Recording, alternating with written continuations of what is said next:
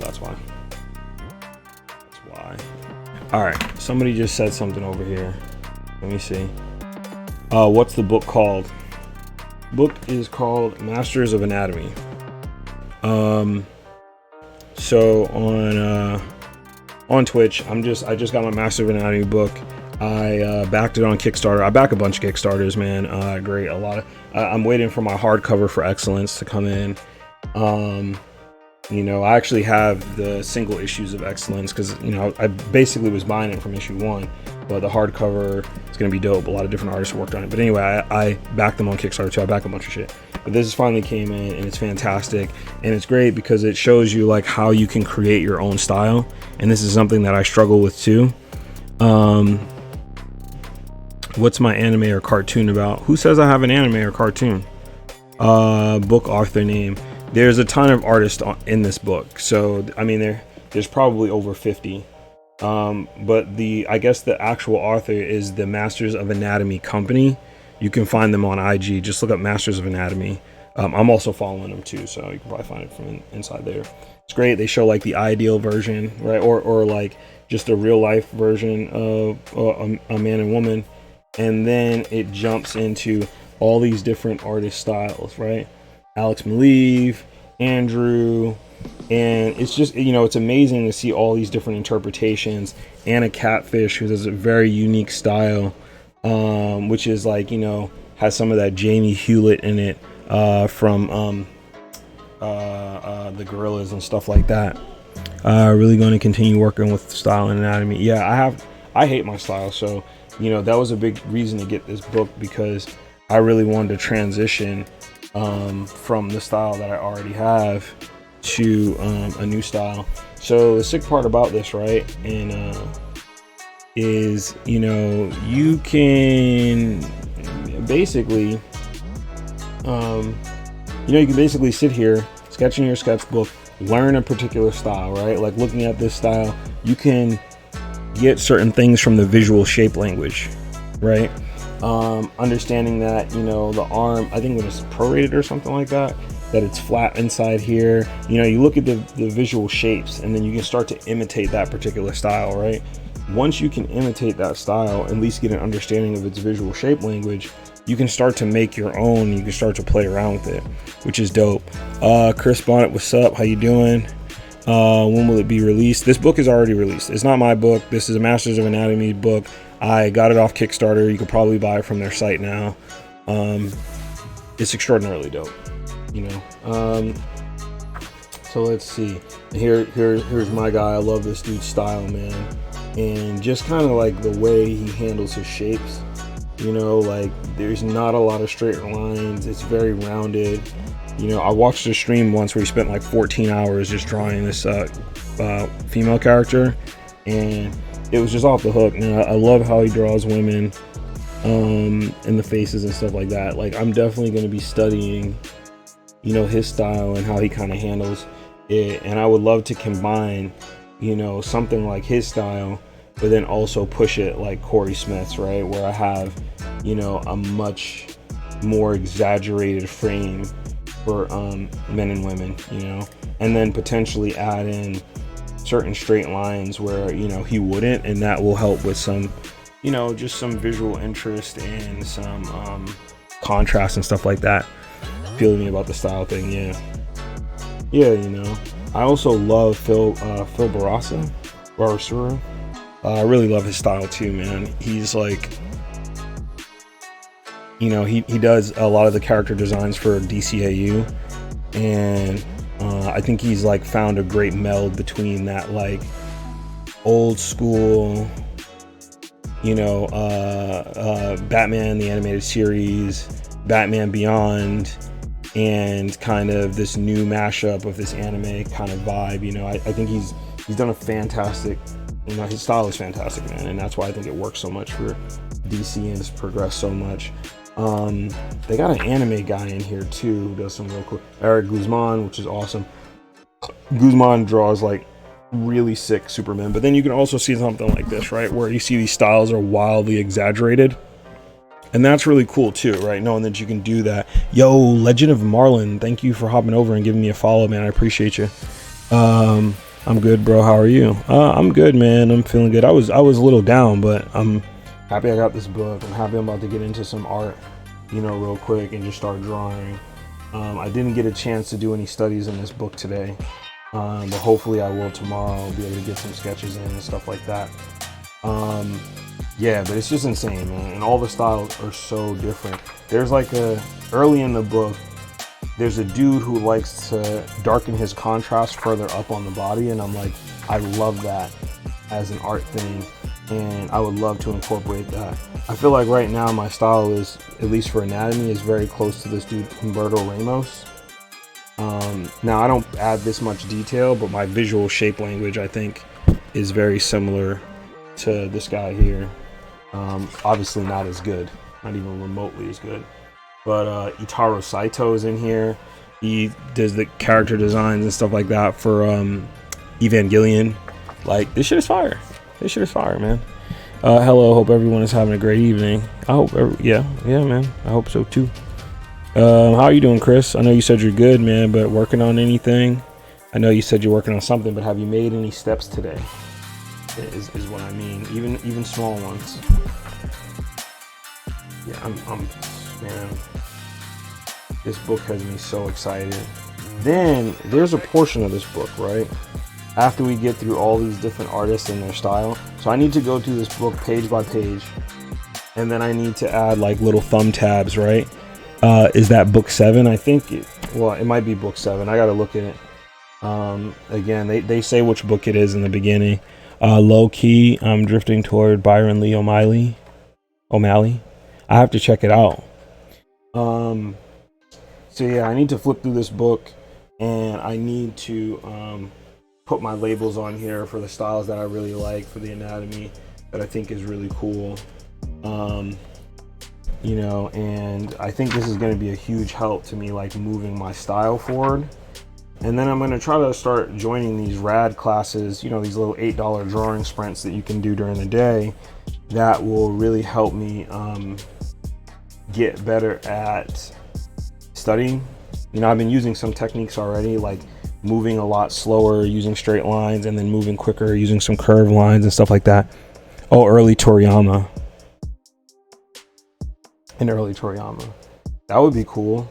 You look at the language and you go, well, maybe I go with the Toriyama shape language, but the sizing and the proportions of O'Malley or something like that.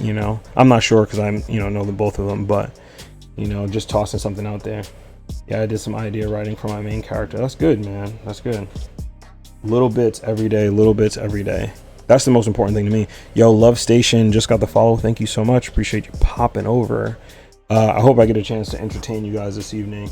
I did want to do like a watch party thing, but I'm not sure what I want to watch, what you guys would be interested in. I don't know if I should watch something new and you guys have me react to it. I might be a little bit embarrassed because my reactions to shit, I'd be overhyping stuff. But yeah, I'd rather enjoy things and be a fanboy of shit than be a cornball. Yo, this dude Pascal, his stuff is really cool too. You ever see these people with these very like simplified styles? And no, this is Pascal's on this one right here. These very simplified styles. These motherfuckers can draw. Anybody with a style that's like that, these people can draw, like seriously, because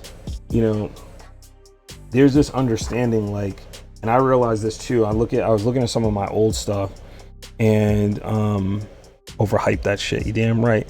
I was looking at some of my old stuff and I'm realizing that like my skill grew when I was able to simplify things and really understand my visual shape language and stuff like that. What's interesting is, sorry, I'm just looking at my cam and I really like the LUTs that I have on here, like the cinematic thing. I wish I could carry it over to my phone. It's really cool cinematic filter, in my opinion. But yeah, like this. Oh, I was about to say this dude Rad. This dude Rad's drawing of his shit. It's like really fire. I don't want to expose too much of the book, but like this is Phil's style.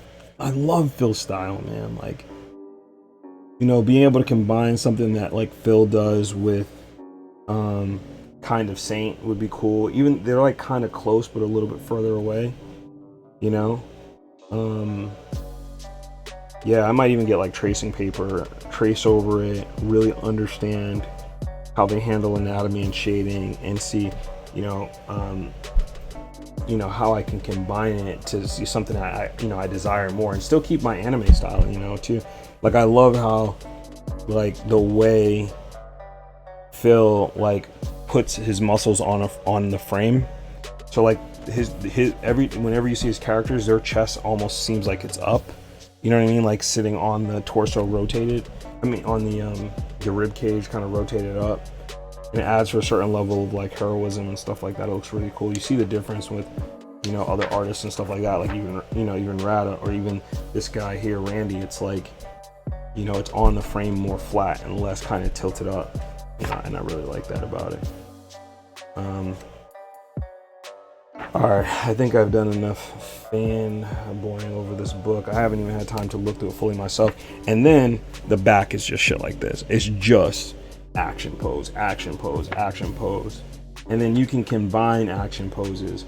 So you might do something like this. You might do these legs here, but then this top of the body. So it looked like he landed down like this, you know what I'm saying? I think I just sliced my finger. And then you can switch it up. You can have a stance like her legs like this and use the top like this, or vice versa. So it's cool. It gives you some starting points, and then the more you actually learn how to you understand shapes in 3D space and everything else like that, you can take something and just change the perspective of it, right? You may love the pose, because a lot of these poses have been done, they're hero poses, but you just change the angle you come from. This right here, instead of doing this, you go full side angle, right? You go forced perspective, so these are just ideas and jumping off points for all the people who are like, I have writer's block, I have artist block, I don't know what to draw.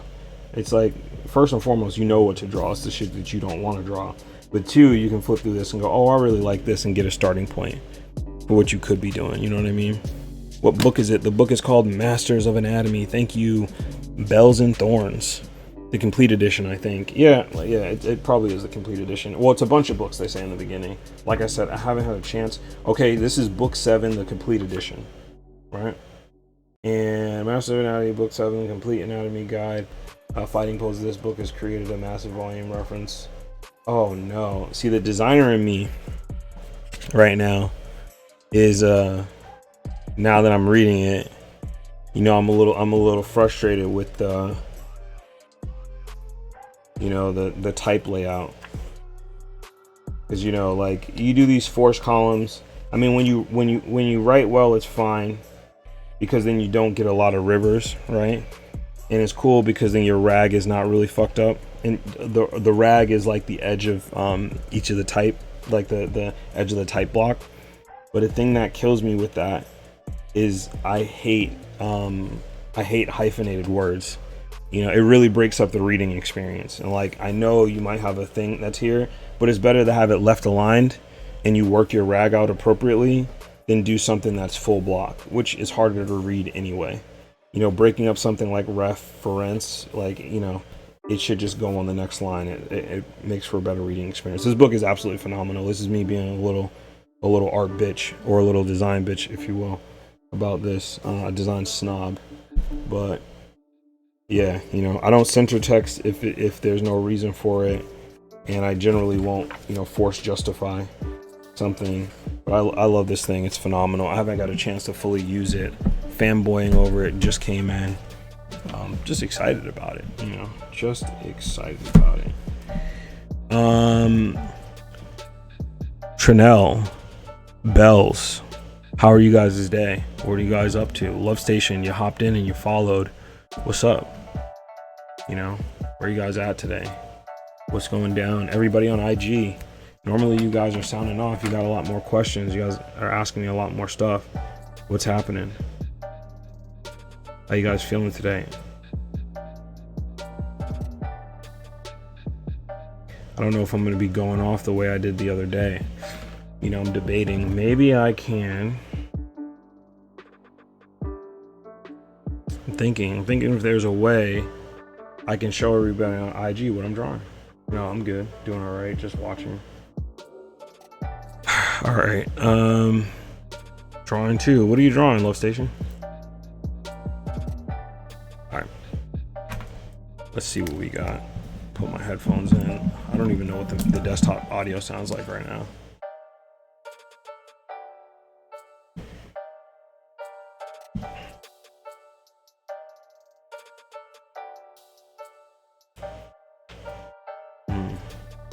There has to be a way for me to set this up so you guys can see what I'm drawing.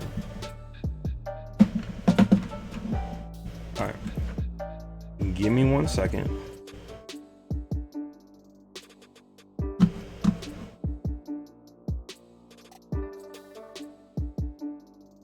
All right, so I'm gonna put this on mute.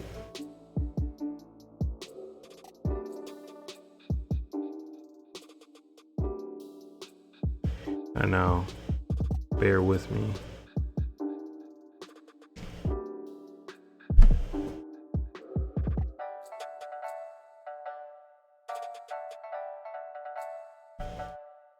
Maybe I could set something up here.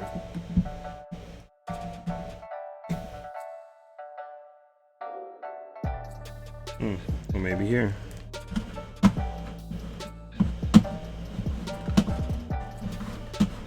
Even though I generally use this as my reference tab.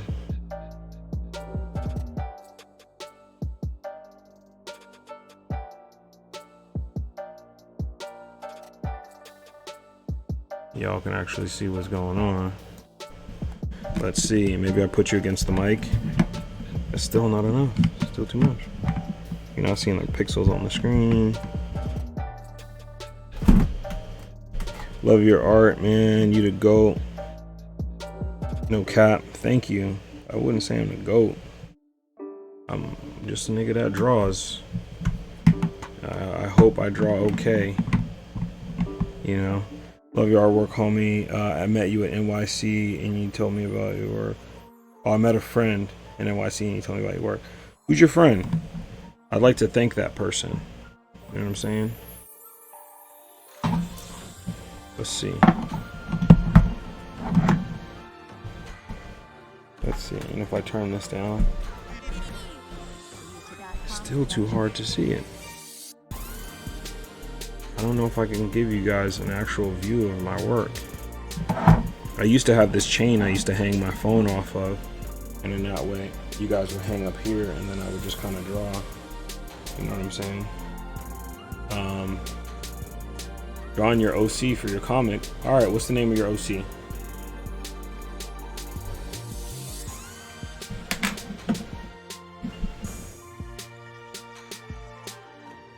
What if I do some crazy shit where I just draw with one hand and that's it? You know, I just say fuck it.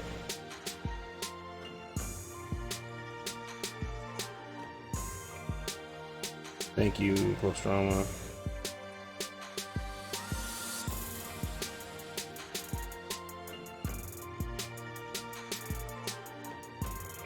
Alright, sorry guys, I'm just pulling up my reference real quick.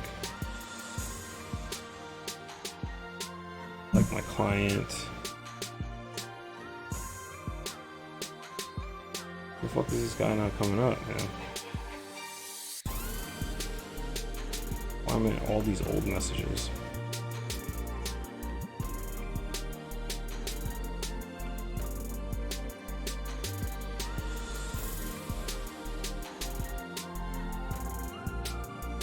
Alright, this is the guy. That's how you want him set up. Ooh. Alright, y'all just gonna have to talk with me, man. Because I got nothing for you. Not this evening. Which is trash, because I'll figure out another setup. So that way my IG peeps can actually see me draw too. If they don't have Twitch. Unfortunately, you gotta look at this ugly mug. And just ask me questions if you got any. We just go from there. Everybody on Twitch, y'all who've just been waiting for me to get to it, appreciate you.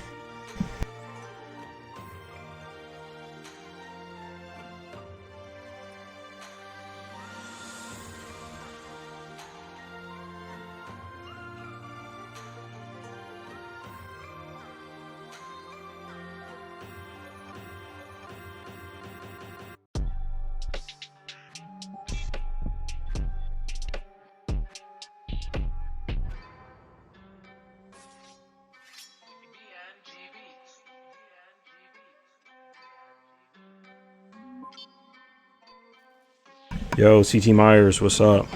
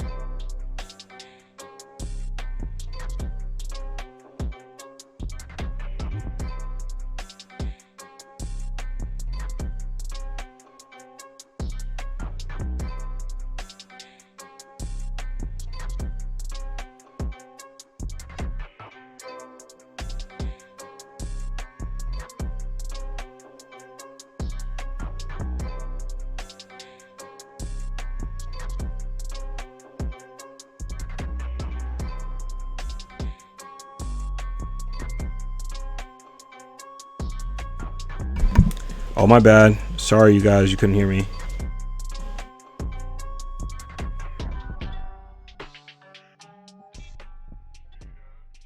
What are these people saying? This was a bad shirt to wear tonight. I can barely read what people are saying. I've been trying to learn from me. Learn my style. Oh my God, don't learn my style. I fucking hate my style. Develop something better. Because you draw black characters that are simply amazing. Any tips? Study black people, study your favorite artists, you know, and don't give up on the certain black iron sharpens iron. Thank you. You know, don't give up on certain black features too. There's ways you can implement you know, black features into your style. You just got to really pay attention to, you know, the visual shape language. You know what I'm saying? What up, bro? How you doing, man? Getting your own style, fam. I bought a whole book dedicated to your artwork just to stare at it. Hey, man, the next book I feel like, you know, is going to be better. And my style has changed and improved since then. It will be an update, and it will have a story in there. You know, so exactly. One of the coolest things about artists is watching you guys grow and evolve with your art. I can imagine, yeah. It's the coolest thing, because like 1 minute, sometimes the art was like, oh, it's a little flat, but I see what you're doing. Next thing you know, 2 months, maybe a year or more, all of a sudden it's like, yo, what is this high def 4K I'm looking at? What is this beauty? Yeah, you know what's interesting? You know what's interesting, man? It's like that forest for the trees. You know, it's really hard to see.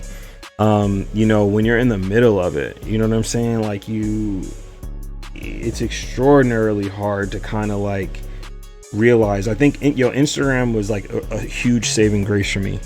You know what I mean? Like for a lot of people, I didn't set out to like, you know, get 70,000 or whatever followers in the beginning. It was really more about studying my own work. So like when I was done and I had to like go to work or be waiting in line, you know, I really wanted to study my work. I needed to see what was wrong with it. And so some people thought like, oh, like if they see me looking at my work, they're like, oh, you're admiring it. I'm like, no, I'm trying to study it because, you know, I want to improve it. You know what I mean? Like I need to know what is wrong with it. I need to see all the inconsistencies because I don't have time to spend on every single piece. So I need to make sure that the next piece I'm constantly learning and getting better. It was a philosophy of just like failing forward and failing fast. And it gave me an opportunity to turn around and like look back at my art and kind of see like, oh shit, I'm growing. And I also like look back and then think to myself like, man, I actually like that piece. The piece that I didn't like so much when I finished, I go back and I can appreciate it. So, you know I'm complaining about my style now, but it's more just, there was a really good quote about like artists not liking their style, and part of it is because they made it, right? They want it to look like somebody else made it, but you'll always dislike your stuff if you want it to look like somebody else's because you made it. So I got to get out of that loop. Yeah. I can understand. That's me and how I handle writing. Like studying people like Scott Snyder. I'm like, yo, how can I implement that kind of storytelling and that kind of word usage without trying to be Scott Snyder? Yeah. And be my own. Absolutely. I feel that, 100%, because, you want to be inspired but not imitate. But then at the same time, when you're trying to like get close to those like godlike figures, man, you see how far away you are. You know what I mean? Like, it's like Tyson's whole shit where he's like, everybody has a plan until they get punched in the mouth. It's like, yo, you're like, I'm gonna do this, I'm gonna get there, and then you see the talent and you see the work and you're like, holy shit, I got leaps and bounds I have to do, you know what I mean, before I really get there. And yeah, like Snyder is one of those guys where he has a style and he writes and you're like, how do you get there? How do you get that emotional context? I'm stuck at writing too, man. Because I want to write and tell my stories, and I see other people's stuff. Like Witch Hat Artelier is like one of my new favorite kind of like mangas that I've read recently. What's the name again? Witch Hat Artelier. It's beautiful, man. It is beautiful. Like, so the artist style, right? It's a manga, but the artist style comes from like an Italian kind of gothic ink, style that you would find of like, in like religious books. And they've just combined it with this, anime-esque style, but the drapery is beautiful. It's like almost like a sculpture, right? But it's not overly detailed. But the writing is good, like just the way it's just been paced, the way it's been laid out, the rules of the magic system. And the basic line of the story is that like you follow this girl and she's in love with magic, but she's like a seamstress, and one day a chariot breaks down and a magician's there, and he asks her to like to like watch the door so nobody sees him doing his magic. And the reason why she fell in love with magic is she bought like a little magic book, at a festival, and it's like bullshit, like only certain people can do magic. And she sees the guy working on his magic, and she actually sees that he draws the symbols using this pen or this ink, and she got that when she was at the fair. So she drew something from the book and created like this forbidden magic. And to come to find out, like, magicians have hid this as a secret from the world because they don't want everybody to know magic because it caused chaos. So this girl is like someone who figured it out, and the dude ends up taking her under his wing into his atelier, and then it all just like digresses from there, like, and it's just beautifully done. And for mangas, for the most part, you find that they break a lot of their rules. It's hard, like, kind of trying to stretch it, and Witch Hat Artelier like does it fucking masterfully. And the artwork is just phenomenal. The writing, the artwork, everything, it just hits on another level. Devin Brooks, what's up? Thanks for the follow, man. I appreciate it. And but like I read that stuff and I'm like, yo, how do I get my writing from here, from like the tropey things that I'm used to seeing, to like over there,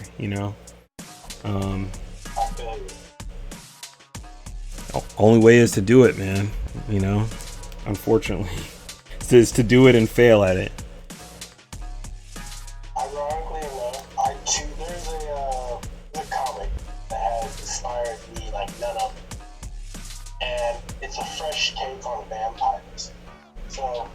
It's called Requiem Chevalier Vampire, or its American name or English name is Requiem Vampire Knight. Okay. And so the concept is, when you die, everyone goes to hell. Nice. But the type of sinner you were or whatever evil you committed is reflected upon your arrival. Okay. So if you were someone who in life was greedy for money and gold and all that, you resurrect as a sort of pseudo lizard dragon in this hellscape. Shit. If you resurrect as a centaur. And I believe if you were either someone if you were someone who committed evil in the name of God, resurrect as a werewolf. And if you were someone who committed evil but was, what's the word?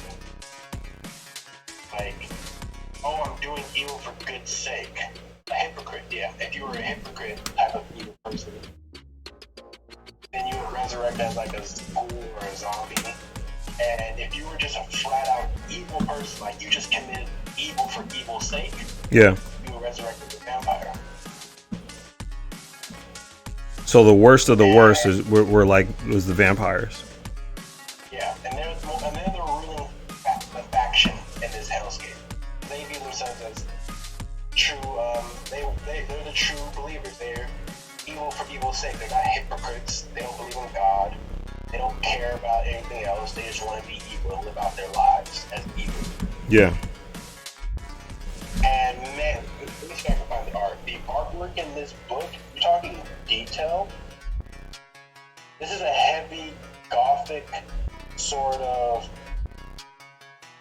heavy gothic noir type deal. Hold on real quick, because somebody's asking me the name of for Witch Hat Atelier, and I want to tell him. Devin, you can't understand what I'm saying. I'm not gonna lie. The fail forward thing is the only thing I can understand. Are you saying that is a philosophy or just like from my mic? Because I want to make sure you guys can actually hear me. And then real quick, I'm gonna say the Witch Hat Atelier. The Japanese version of it is Tongari Bushi no Atelier. So TONGARI BOUSHI NOATELIER. Atelier.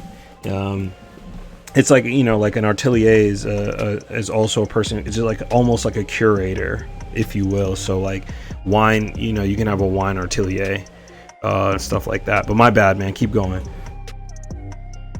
So another thing to take into consideration when you're like understanding this world is that hell is a reflection of earth. So instead of where there's land, there's instead water, which is just blood. So Okay. blood water. And where there's water, there's land. And it's perpetually night.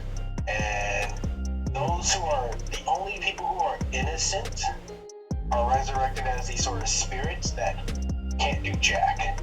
Damn. And if you die in purgatory, not purgatory, but in this hellscape, you resurrect back into the human world. Okay. And so it's just a constant cycle of you live, you die, you go to hell, you suffer, die, come back to earth, then back to hell. Holy shit. I mean, so who's the so I'm assuming the protagonist is a vampire. There you go. Oh yeah, this shit looks crazy. Artwork looks insane. Like this is how detailed the book is. Like this is just this is a poster. Yeah. That's from a page of the book.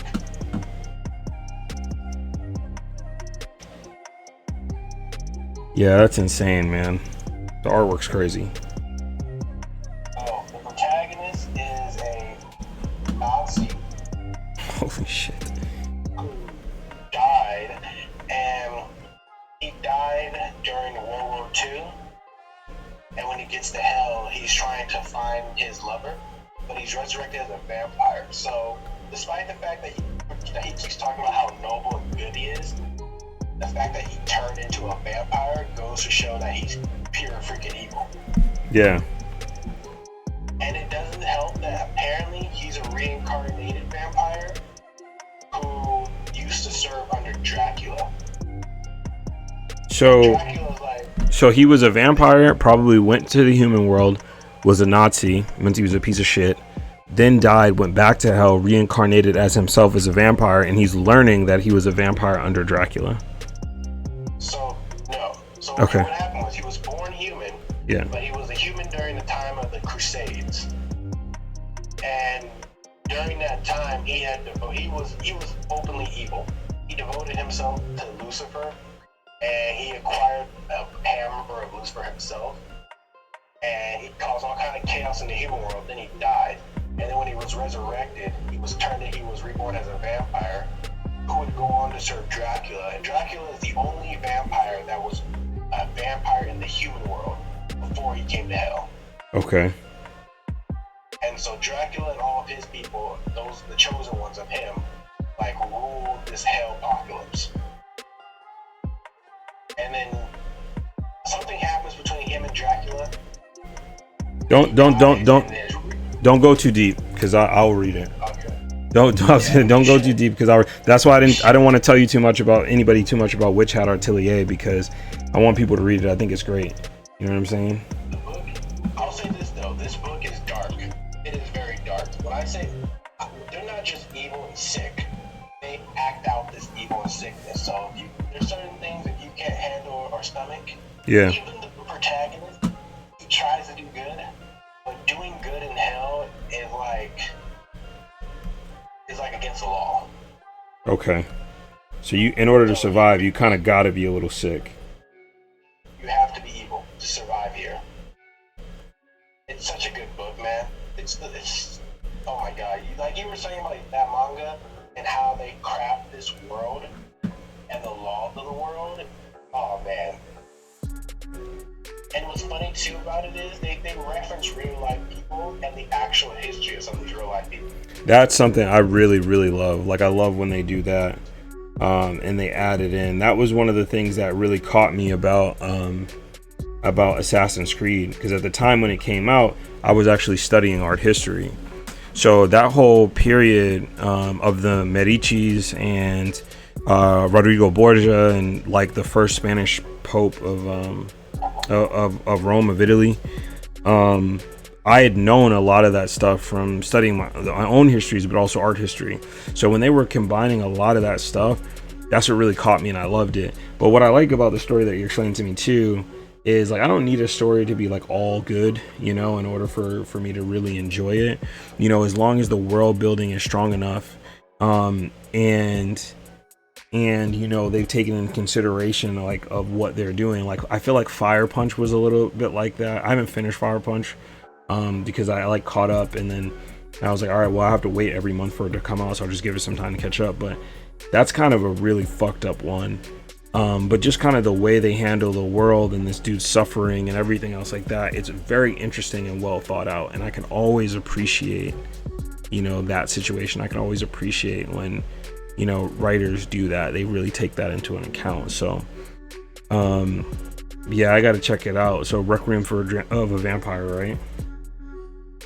Requiem Vampire Night. Requiem Vampire Night.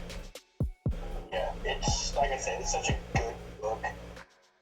And I think they went on hiatus about a couple of months ago. I'm not too sure. I kind of lost track of them due to like school and stuff. But it's so good. And it has a real dark humor. Like, there's just moments where you can't help but laugh, but then you think about it, you're like, man, that's jacked up. That's fucked up.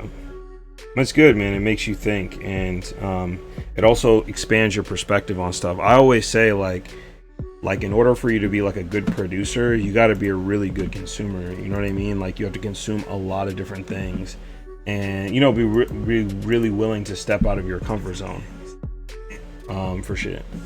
So, you know, I'll check it out, man. I'll check it out, especially when I need new stories. What I'm trying to read right now, someone told me about, is I'm trying to read Solo Leveling. And I don't mean to laugh at it. I fucking hate this style of like rare I want to throw out another story that I read that I fucking love. and I haven't finished it yet, but it's probably my favorite manhwa. It's probably one of my favorite things to read on Webtoons. It's called Helper. Oh my god, dog, that shit is so fucking good. Helper, and it's by this dude named Sak, right? It completed, and it's basically like this motorcycle kind of gang in Korea, and they're called Kilboros, and the dude who's the head of it is like dumb strong, like the nigga's the smash strong, whatever. And he dies and he goes to hell, and he finds out that like when you're down there, you get like kind of like a soul counter kind of thing, and you know, basically he's trying to prevent like his girlfriend from committing suicide up there, and then you're trying to figure out like who killed him and set him up, and then there's like this big war for like the leader of the gang and everything like that. It's beautifully written, the artwork is beautifully done, but it's like one of the only manhwas that I found that I feel like I can actually read scrolling down. Like, I'm reading Solo Leveling, and to be honest, like, I get the concept, and I'm only on like chapter 3, but I don't like how big the panels are, like, you know, the way they're kind of handling, the way it's kind of handled when you're scrolling. There's parts of it when you're scrolling where you're just kind of seeing parts of the art, and it's not really prevalent, and the panels are so big you spend a lot of time on them, but it's not really saying much.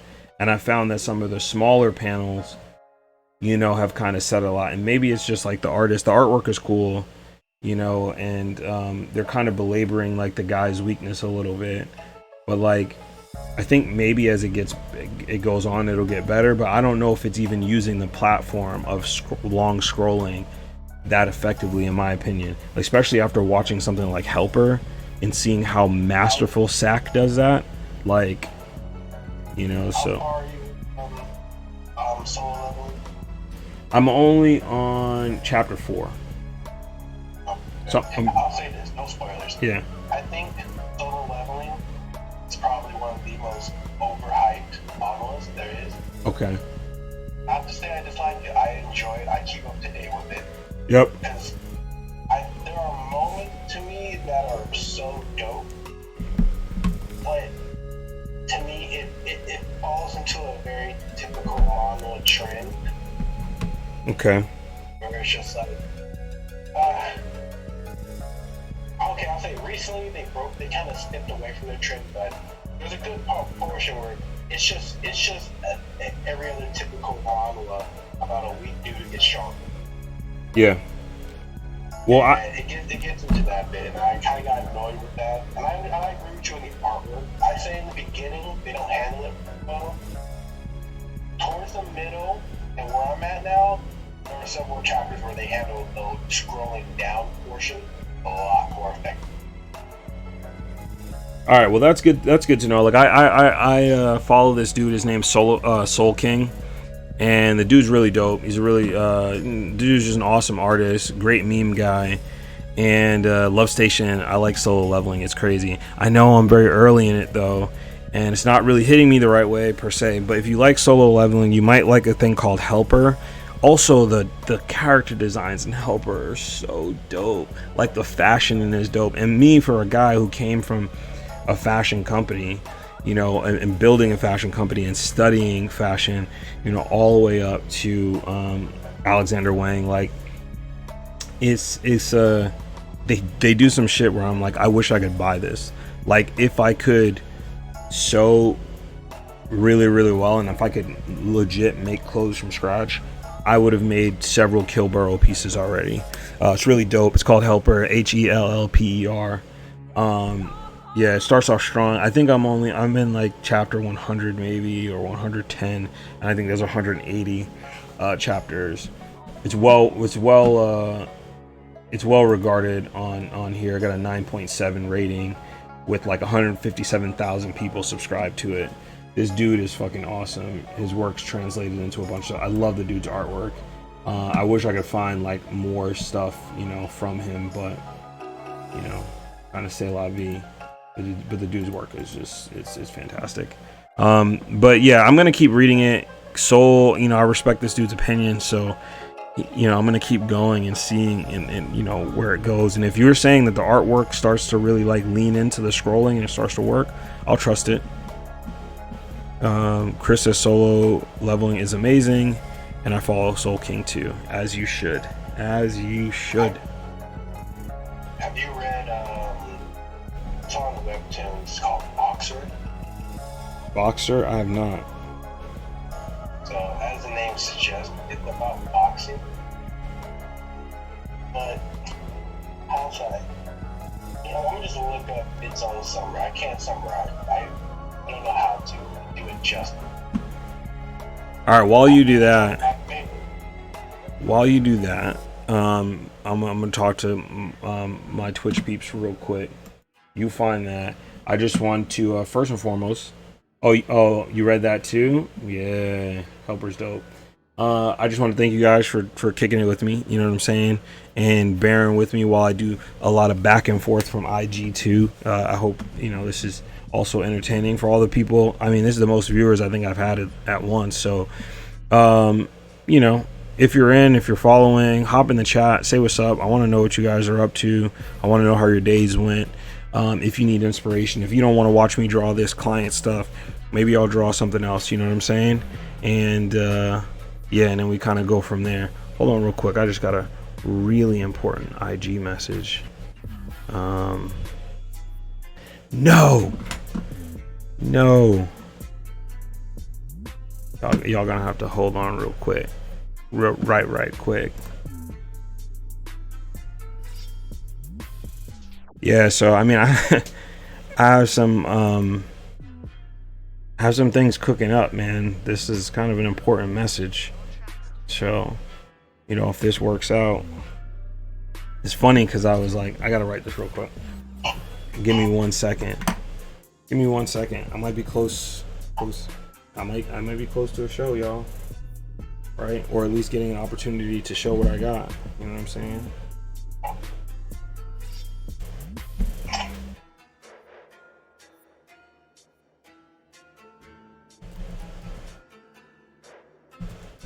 Purchase your tracks today.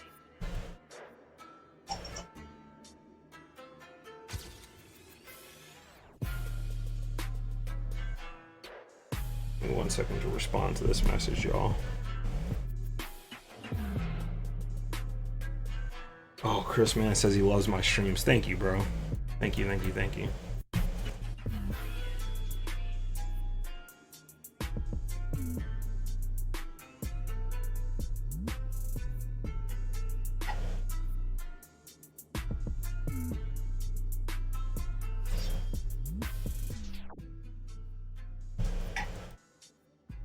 Oh, the universe.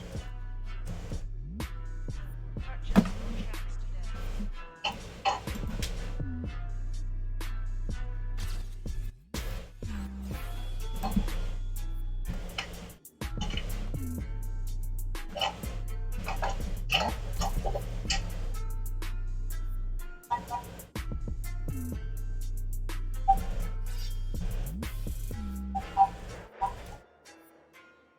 your tracks today.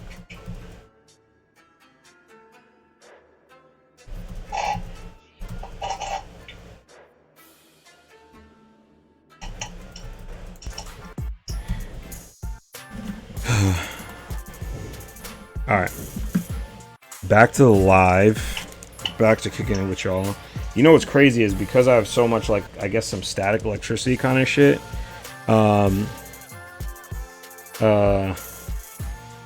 Every time I touch like my Cintiq where the metal edges is, it's like shocking shit about me. Yeah, so back at it. Chris says he loves the stream. Just said, well, really? Yeah, possibly. Yeah, cross your fingers for me, y'all. Cross your fingers for me. For real. And I'm gonna be honest, like,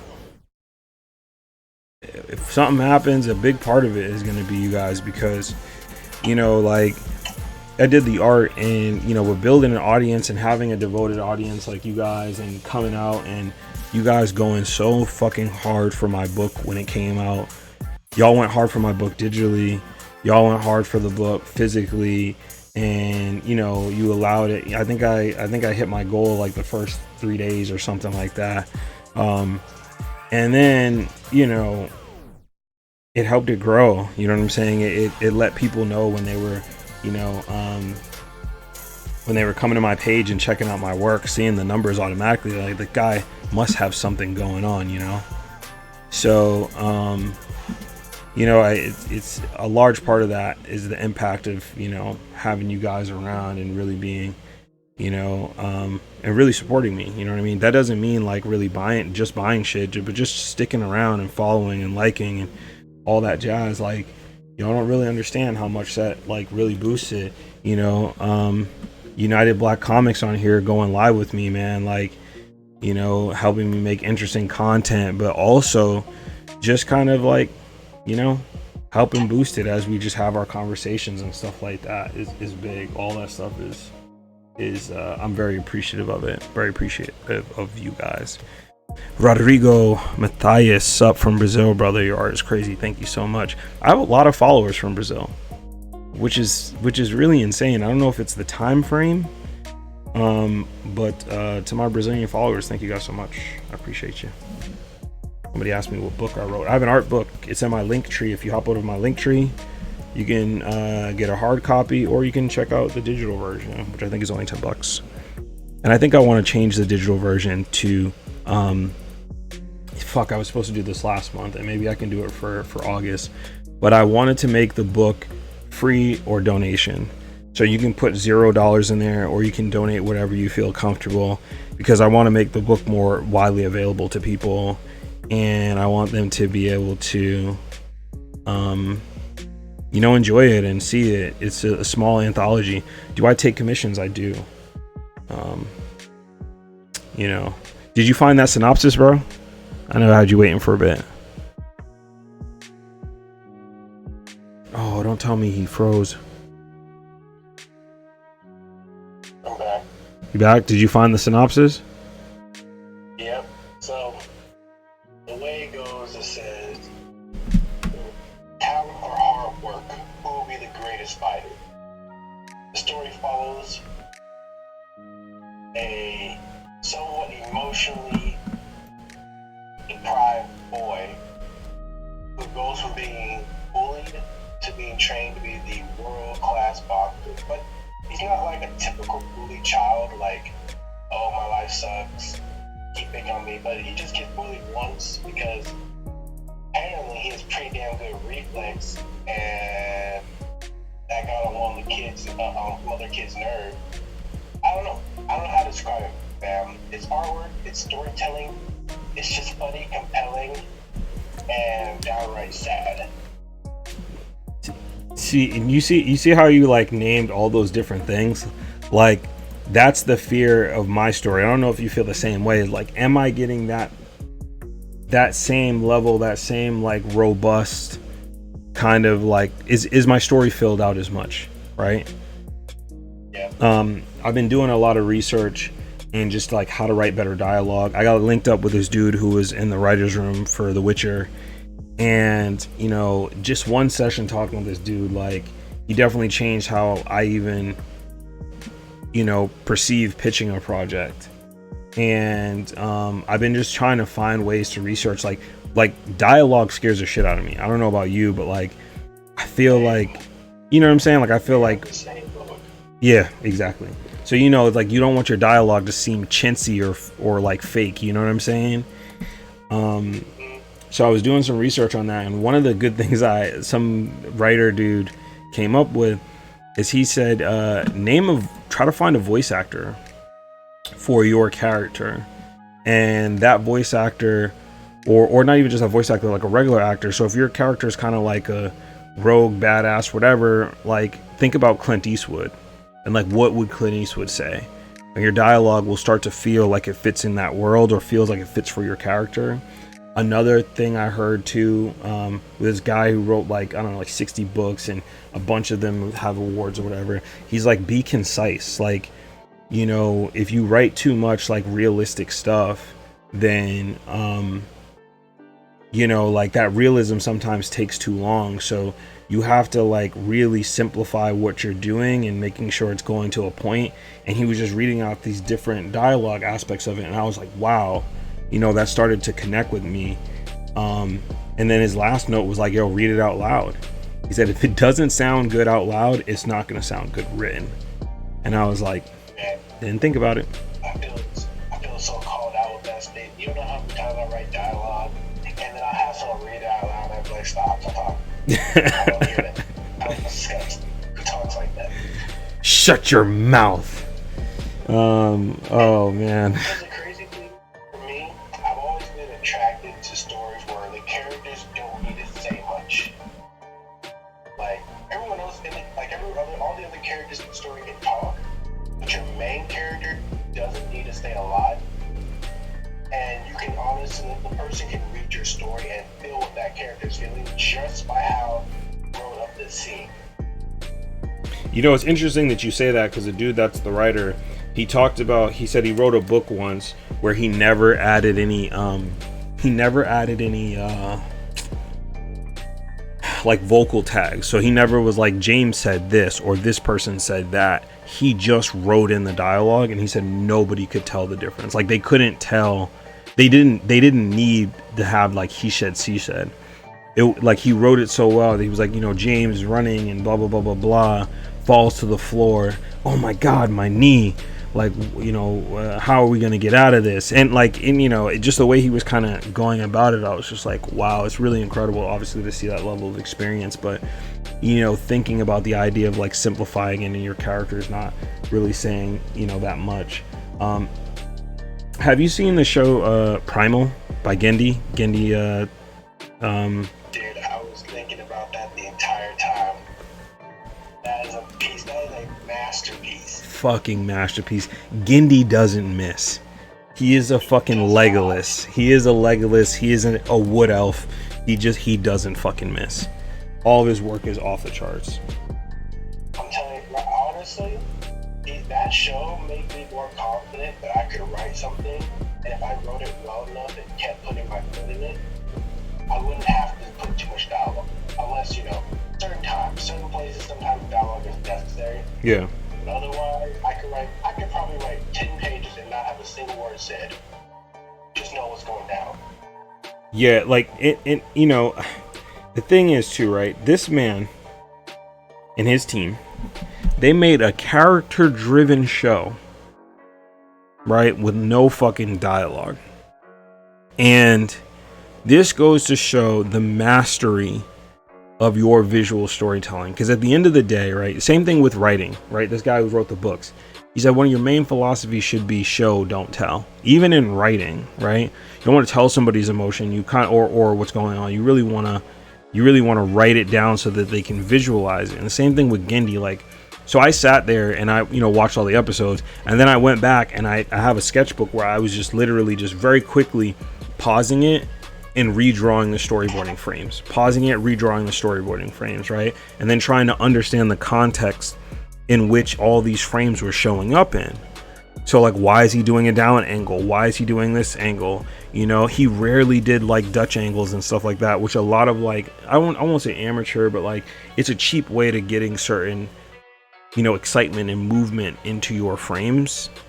And rarely did that, and was just able to tell this story through like art directing and making sure that it was just very emotive, and it was still very emotional, very character driven, you know, even though there wasn't a word said until the very last episode. And I was just like, holy shit, man, Genndy's just a savage. The team, the people he decides to put on there. Of him speaking, man, incredible. Well, you know, I think the character speaks at the very end, and he meets the girl who, like, I guess he's a Neanderthal and she's like Homo sapien, and you know, obviously, like, she's able to talk and make tools and all that other shit is indicative to that that form of evolution of man. And when he like says that, you're like, holy, it's just, god damn, man, the show's so fucking good. But that's what I mean, like, just Just the mastery. You know? Oh, So I can never act. There's nothing. It's so rare for me to find shows, comics, and mangas where I'm satisfied what the author did, and there's never a moment where I'm thinking, oh, they could have gone down this route. They should have done that. They could have done this. They could have not. That's one of those few shows I was like, everything he did, everything he explored, everything he showed. There's nothing more I could have acted. yeah. Yeah, I mean, when I think back about it, I mean, dude, the arena scene with the monkeys was fucking off the hook. That was really, really good. And the funny thing is, like, they brought this bit of fantasy into it, combined with a little bit of, like, still the survival realism, right? And then, you know, they pull it back, and then they bring you to the episode of the witches, the all like female coven, and then they tell the story of, like, you know, silently about this witch who raised the child and didn't watch the child well enough, and then it died, and then you see the parallels between the caveman and the fucking raptor. It's just like nigga, who does that? Like how do you do that? You know, I think a big part of that too is, like, Gindi himself, obviously really great, but it comes down to, like, people have to stop thinking about themselves like monoliths, and not monoliths as like thinking of themselves as like a one-man show, and realize that, like, so many people contribute, and if you hire the right people, good people, you lead them to do a good job, you know. And you know, he's able to fucking do that, get the right people, and to just, like, you know, tell a fantastic story. Samurai Jack is still one of my favorites, and I don't care what anybody says. I loved how it ended. I thought it was appropriate, you know, like Jack not getting everything and having that bit of loss at the end. I just, you know, I thought that was good. Yeah, man, he's just fantastic. He doesn't miss at all. I think you got a question on your Twitch. I think so too. Let's see what we got. Would it be dope if I got a co-writer for my idea? Would it be dope? Absolutely. You know, like, it comes down to, like, finding the right person, and, like, you know, letting that person have samples and stuff like that too. Like, for me, you know, like, this dude who was in the writer's room for The Witcher, like, he sent me a sample of his work, and it was great, and I liked it. And a big draw for me is that, like, he's a writer. Like, he's in the Writers Guild. He writes for stuff. You know what I'm saying? So I feel like if I worked with him, we would be meeting each other at a certain level. You know what I mean? I just did some storyboard stuff for anybody who was on my live a couple days ago who saw that, oh shit, there's 16 of you guys here. So a couple of people had to be on my live the other day. I showed you guys the storyboard of that thing. And I told you guys I had the storyboard pitch the next day. That went off famously. So two of the people that I'm working with for storyboarding for their show is one of them is Jay Lee. He is the lieutenant and one of the stars on Orville, and the other one is Ahmad Best. So, like, if you're familiar with Star Wars and the Star Wars universe, then you would know who he is. He also runs, like, a Star Wars game show too. Where, like, Padawans become Jedi and stuff like that. The guy's really smart and everything, and just both of these dudes are really cool, amazing guys. And they really liked it. They really liked the storyboard. They didn't even have notes. It was a session where they were just throwing out.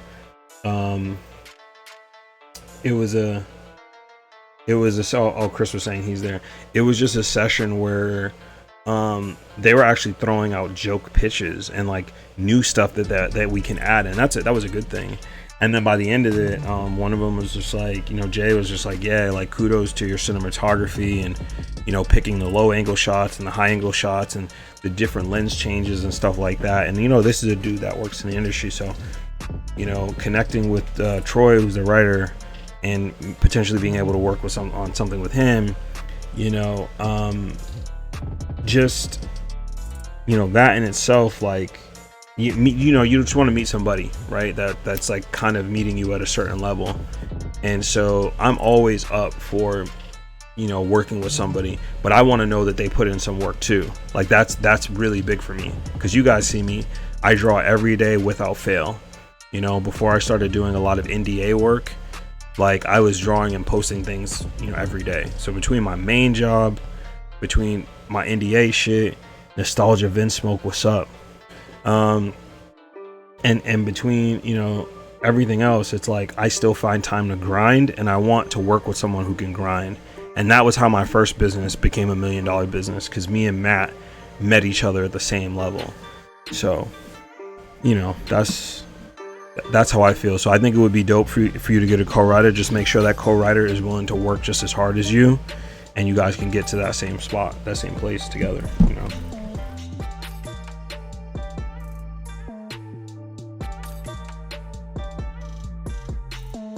I'm realizing, you know who I wish was in that Masters of Anatomy book? Chris Copeland. Yeah, I love Chris's work. I also have a page for his stuff too. So man, you're writing. Do you feel comfortable? I hate putting people on the spot like this, but do you feel comfortable talking about a little bit about what you want to write, or even like your writing style? Okay, to be fair, I've already spoken about this otherwise with other folks. Okay. It's a focus. So, the way I would describe my story, in my opinion, it's a better, blacker version of Blade. Okay. And fun fact, little origin story that none of y'all will hear. This is the only place you'll hear this origin story.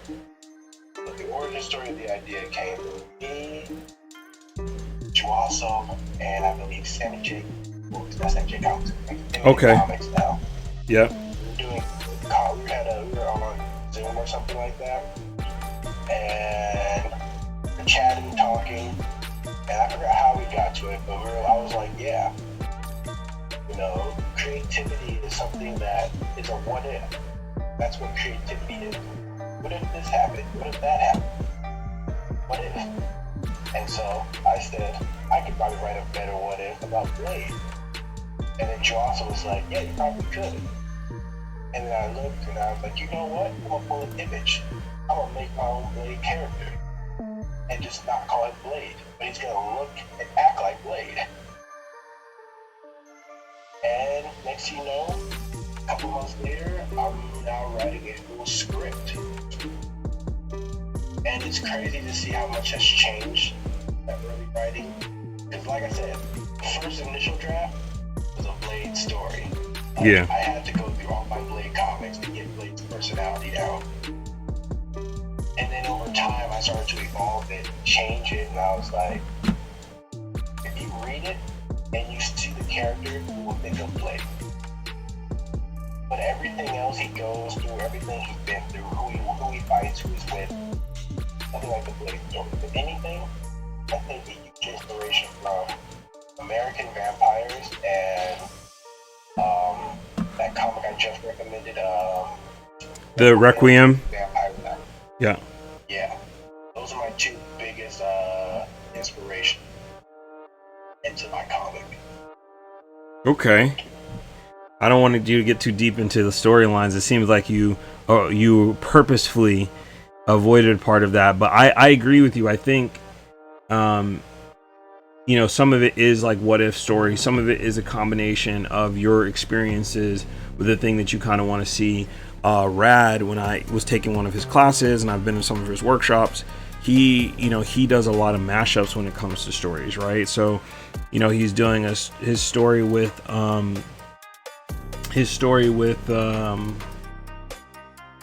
you know, Kipo was just like, he said, you know, it was kind of like The Walking Dead with like the different factions and stuff like that, but I wanted to do it with like these post-apocalyptic kind of mutant animals and everything else like that. He got another story that's like a combination of like Knight Rider, you know, and you know, he like takes these things, he mashes them together, and he gets like, you know, a certain aspect, you know, from that. And you know, you're definitely right on the right track with that way of thinking, right? In terms of like, it's all kind of set in this what if realm, and it's like, you know, I have I'm on live right now, but I have this thing, and it's the Pixar way of storytelling. And I think it starts like that. It's like one day this person does this, and then this happens, and then this happens. And because this happens, and then this happens, and then by the end of it, this happens. Like, that's the questionnaire for it. And it's like, that's the summation of some shit like Toy Story, you know, or something like Up, or, you know, Finding Nemo. It boils down to those key aspects, and it's pretty fucking incredible, you know. Exactly. And honestly, touching on that, I mean, if you look at some of the biggest stories we ever know, Yeah. you can honestly see the inspiration behind them, no matter what. That's why sometimes I get annoyed when people talk about originality. Yeah. Because honestly, originality is low-key overrated. Because how can you write something if you don't have any inspiration for what you're trying to write? Like, some people write stories based on what's not written. Yeah. So they look up stuff. What's the common trope? What's the usual thing? Like, look at zombies. Like, original zombies wasn't like the undead. It followed more of a voodoo practice type stuff where people were mind controlled and their bodies were taken over. So it wasn't really true undead. And then someone said, what if they were dead? And then they made a movie based around the concept of something previously. And then someone said, oh, what if zombies could run instead of just walk? What if zombies were humans? Like, we build off of each other. Yeah. To the point where it's original to you, but in the grand scheme of things, it's just a retelling of something new, of something old. Not that it's any less creative or any less good. Well, you know what it is? It's your perspective on it, right? We all have different perspectives. Exactly. If I say the word banana, right, we're all thinking of a yellow banana, but we're probably all thinking of it in different perspectives. Some of us may be thinking of it as a drawing, maybe as a 3D rendering, something real life. They may think of a banana, you know, in a bowl of other bananas or whatever it is, but it's our perspective on the way we kind of tell it. And that's what makes it unique, right? So, you know, like, it's funny because now that I've, like, you know, doing all this stuff for the pitch work, you know, it's put me into a situation where I have to boil down my story to literary themes that are already used. And so, you know, when I look at Black Flower Blossom, or I look at, let's say, Iku the Keeper, and, you know, what is that? What does it really come down to? What is it boil down to? You know what I'm saying? Like, in its simplest terms. And then once you do that, you're like, okay, this is a rebirth story. This is a big bad story. This is a Golden Fleece story, right? And Golden Fleece, you know, refers to Jason and the Argonauts, and, you know, his travel to find the Golden Fleece. Exactly. And, you know, but you break that out and you're like, it's just a story where someone is going to find this magical thing that's supposed to fucking change or save everything. Lara Croft is kind of like that, but then it's like, what's the underlying thing, or what's the overt thing? It's a Golden Fleece story, you know, hidden in a zombie horror, right? It's almost like an overarching trope, if you will. Yeah. I don't want to say trope. I know exactly what you're talking about.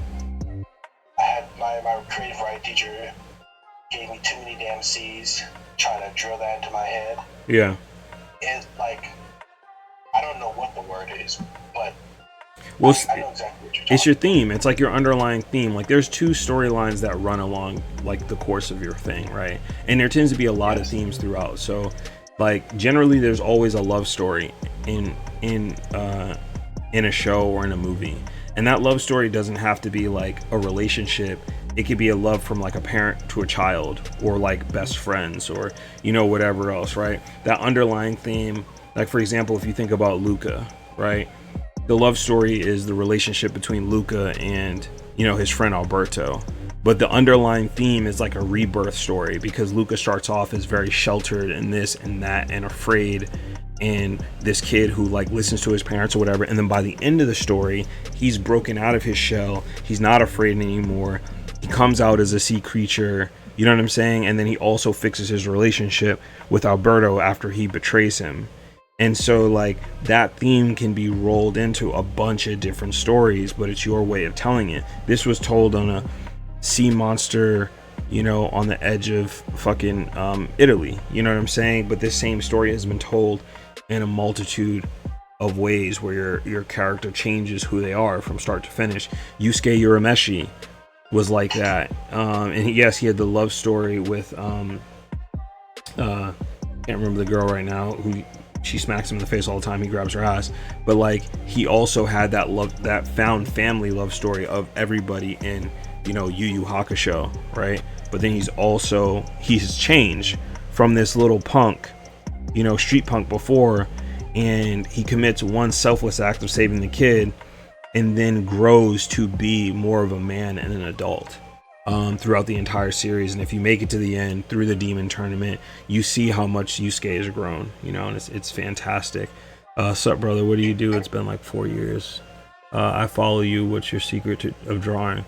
The secret is he spills the blood of innocent children on my pen, on my pen every evening. The secret is, man, drawing every day. If you are not drawing every day, there's three things. First, drawing every day. Two, drawing the shit you don't want to draw, like point blank. It forces you to get better, right? I was an athlete. If I wanted to get faster, I had to do wind sprints. If I wanted to build my stamina, I had to do long runs. You know what I mean? Like I had to do the shit that I hated to actually build build that muscle. And then lastly, use reference, draw from life, study life, and then always be a student. So, you know, you don't necessarily have to go to a school, but look at other artists, study what they're doing, maybe talk to them, figure out if they have any little things that they do on smaller, you know, on a smaller scale, right? Do they draw slower? Do they look for an action line? You know, look for certain books and stuff like that you can get that will help you push your knowledge, you know, in the art realm. But those are the three things that if you do regularly, you will grow extraordinarily fast, right? I look at my boy Shingu Amito, who's picked up the pen, you know, not but a couple of years ago, and he's been drawing every day, drawing the shit he doesn't want to draw, studying, and, you know, his work has grown substantially to the point where he's doing his comic, and I'm like, yeah, there are things that he could potentially do better, or there's some continuity stuff, but if you read this, and he's a writer, so a writer who taught himself to draw, you read this guy's stuff, you're gonna be like, that's fine, like everything gets the point across what it's supposed to get across, like one, and he's a better artist than one. But like, you know, and so if you do those things, you'll find that you'll grow very quickly. You'll turn around, 3 years will fly by, and you'll be doing professional work and commissions and stuff like that. East Coast Killer, what up? Thanks for joining the chat.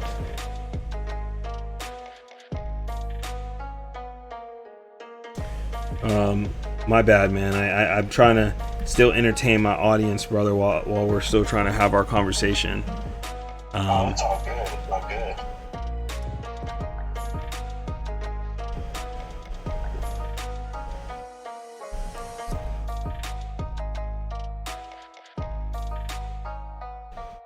How did this come out? Writing is hard. Like, it's not always easy to tell you have bad writing until, like, because sometimes, like, when I'm reading a comic book, like, okay, I'll say this, you can kind of tell when someone's artwork isn't always where they want it to be. Like, if they try to draw you a leg, but it looks like a arm, Yeah. and it's not intentional, and you're just like, oh, dang. But when someone's writing, you're just like, are they intentionally doing this, or are they not? Because you can't tell unless you get a chance to speak to the writer. Writing, you just gotta keep writing and writing and writing until it starts to make sense. That And writing a comic book and is writing a novel are two different things. that is a very good point. That is a very good point, dude, I didn't even think about that. That you can misconstrue writing. I didn't mean to cut you off, but like, I would clip that. That's a very good point. Like, someone fucks up a drawing, you're like, all right, this person's having a hard time drawing. Someone's messing with writing, you're like, is this intentional? You know, you won't know until you kind of like finish to really see the intention of it. So, sorry to cut you off, man, but that was a really good point. Yeah, it's all good. It's hard. That's why I be judging myself really extra. I'm like, am I a good writer, or are my friends just messing with me and they don't know good writing? It's also a valid point. Like, the only time I know I'm bad with writing is my dialogue. When I say it out loud, it sounds terrible. But when it's writing scenes and writing moments, I be thinking to myself, oh my god, that was so tear-jerky. And then someone gets a whole nother thing from it. I'm just like, you were angered. You were not saddened by what I wrote. That's not what's supposed to happen. But you know what I'm realizing too, right? Some of the things that you make, you know, are for some people, but it's not for everyone, man. And I think, you know, I think it's important for us to criticize ourselves. You know what I'm saying? Like that whole shit where people are just like, don't compare yourself to other people and everything else like that. Yeah, I get it. It makes you sad, but you want to be real. Art shit is very competitive, and if you're not comparing yourself to people who are the industry standard, then, you know, if you're not comparing yourself to people who are the industry standard, then how you know you're gonna get there? I know that a lot of things have changed because we have more access to stuff, but even still, that means there's more people who are, you know, in the game. And I'm not saying be a dick to anybody or try to cut anybody out, because I also think that is not a good idea. But the idea of you not comparing yourself and you not, like, you know, critiquing yourself and just being, oh, I'm just gonna let it ride, I think you do a disservice to yourself. You know what I'm saying? You got to go in, you got to be critical of some of the things you're doing until you can start to see that the quality of what you're doing is meeting the industry standard, or, you know, establish a what is it, like a checkpoint.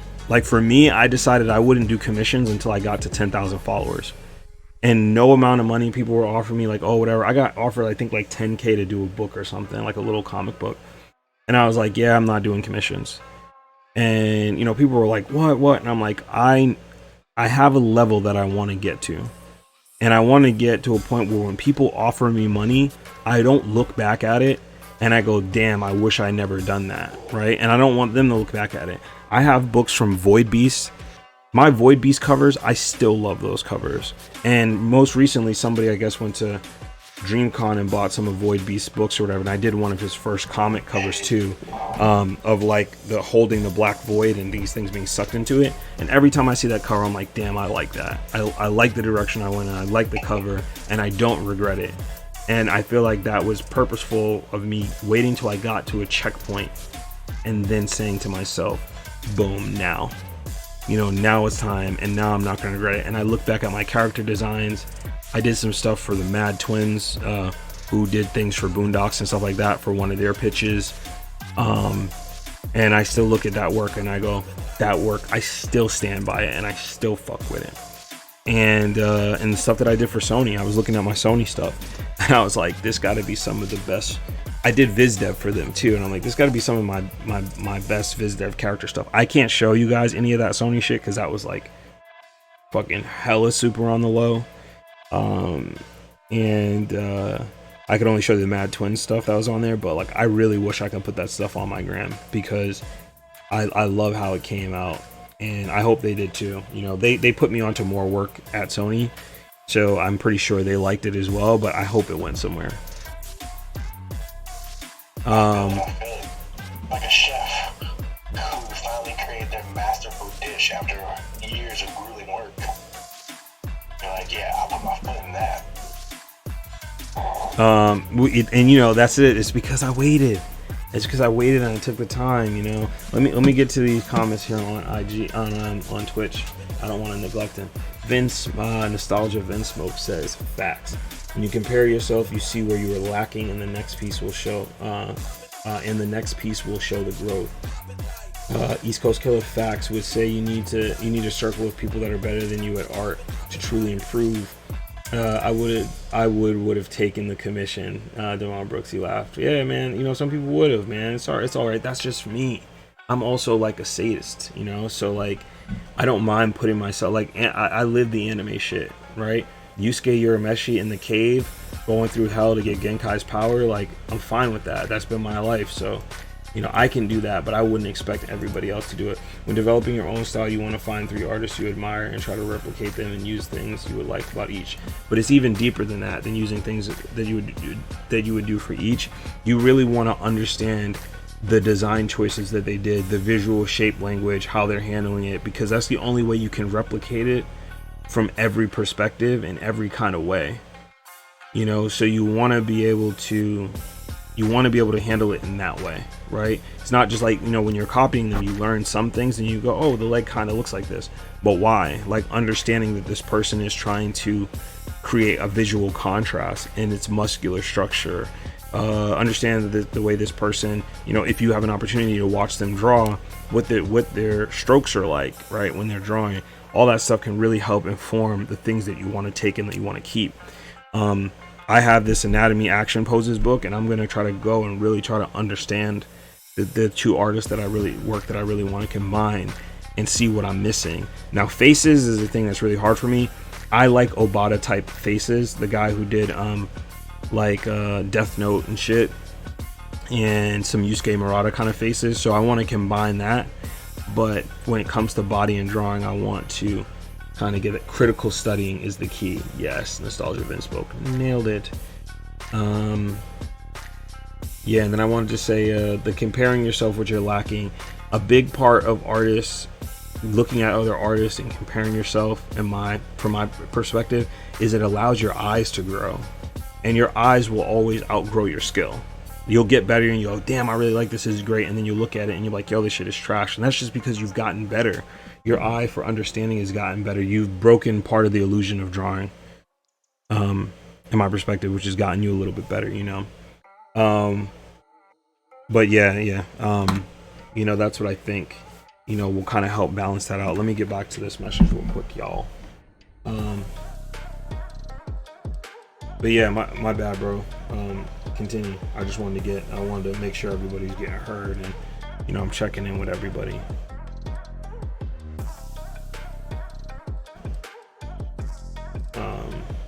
Everything messages.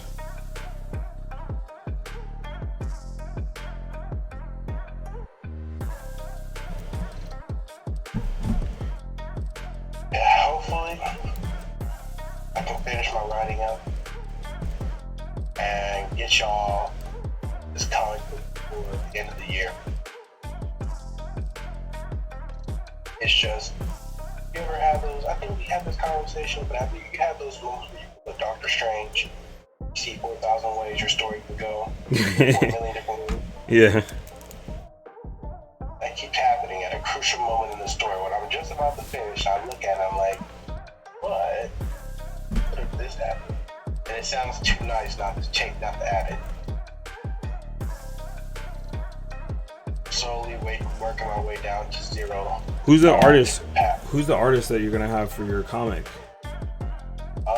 For not for my cover, but for everything else, I'm getting Juaso. Okay. Me and him are work together, and then it helps that he's a martial artist, so he understands fighting. And I don't have to like do too much heavy research myself. I can just be like, hey fam, remember that thing we talked about? And how you handle the sword in that one move, that one live? Could you draw that? Okay. Yeah, I mean that's crucial to having your artist. That's how all the artists for Avatar Last Airbender and Avatar Korra were able to get their choreography. They actually made the animators and the storyboard artists get up at 7 a.m. and practice the different martial arts styles. I was like, man, Juaso was a godsend. I was like, yeah, an artist and a martial artist, a double artist, what more can I need? You winning, bro. Winning. So yeah. All right, And on top of that, that's dope. How many pages? I don't want you to put too much of your business out there. So it's all good. It's all good. all right, yeah. So just check me if ever. So how many pages do you feel like you're expecting you want it to be for your first issue? For my first issue, I'm actually gonna keep it I'm gonna keep it standard. For about 12, 13. I think that's smart. Yeah.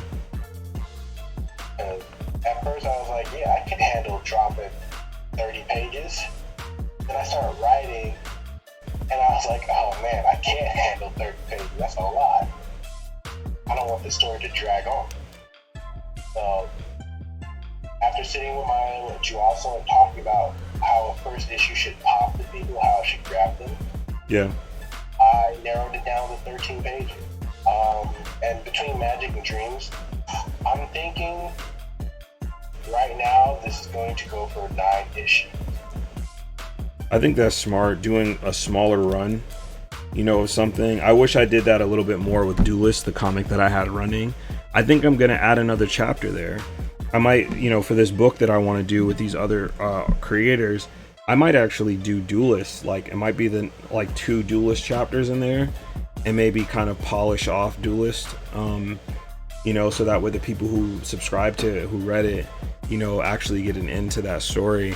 But yeah, I think doing a small story is probably the best off the bat. It's more attainable and stuff like that, so yeah. Are you writing an issue or several at once? Someone asked you a question. Are you writing an issue or several of them at once? And they love to see Black Poke coming together. Playboy King Smooth. So do I.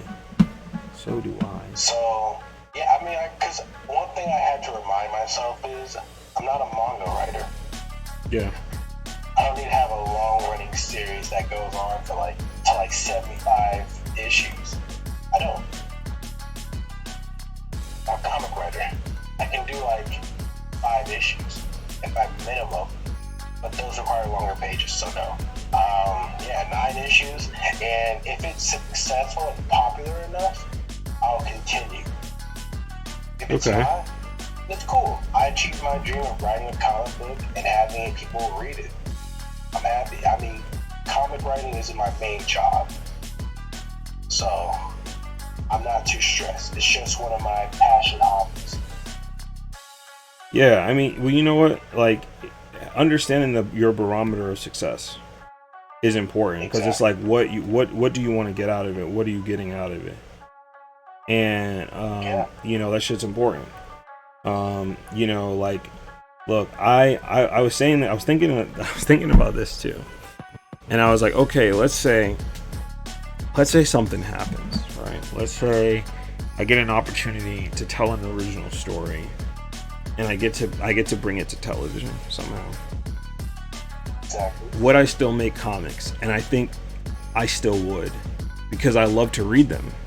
You know what I'm saying? So like, I think no matter what, I would make one, and then continue it, because I love the freedom of it as well, and I love the medium of that. You know what I mean? So it's like one of those things where, like, I go back and I reread Duelist, and I'm like, it's tropey, but I fucking like it. Like, I like the story decisions that I made, right? I like how I introduced the 3 I used the first 3 chapters to introduce the 3 characters, to gradually introduce like the magic system, to introduce the stakes. And the first 3 chapters are all tests. So like, you start with these kids, they're at the end of their second year, and they're taking their tests, and each of them excels in one way or the other.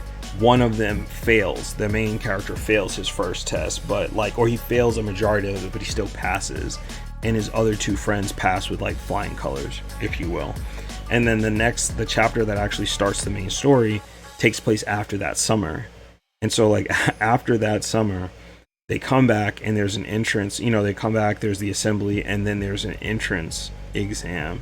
During the entrance exam, the main character displays something very odd, and the professors basically stop him, and he wakes up in a hospital, and then they're just questioning him. He's like chained up his hands are chained up and they're questioning him about shit, and you're like, what the fuck? So then the next couple chapters tells you about what he did during his summer and like what happened, and then right after that the main storyline just hits in. A lot of shit is derailed. The other two characters come back in. So as I've read it a couple times because I'm like, the artwork gets better every chapter, but like as I'm reading it, if someone else had made this, I would enjoy it. I'm like, I like the direction it's going in. It has the right twists and turns for me, and so I think I would always, it's just great to be able to do something like that. I think I would always enjoy it. And like you said, it's not your main thing, but it's a passion and fun thing that you could do. Devon said he remembers Duelist. He said it was solid. Thank you, Devon. I appreciate that. John Fire, what's up? Thanks for hopping in the chat, man. Go ahead, brother. Sorry. Yeah, what would I say? Oh, you're talking about making comics. Between Magics. Currently, I'm writing. Well, this is another reason why I've been procrastinating on releasing it. I'm writing technically 2 issues at once. The first one's almost done, but as I'm writing the first one, I'm updating the second one. But right now, I'm just doing my proofreading and editing. Once that's done, the script will be put out there for the world, well, for my artists really to see, and hopefully, get that out the way. Yeah, we'll see how that goes. But yeah, hopefully when it does get here, I can convey certain themes and tropes from the comics that I enjoy and love, while also still having a creative spin. I think it's possible, man. I think that's very, very possible.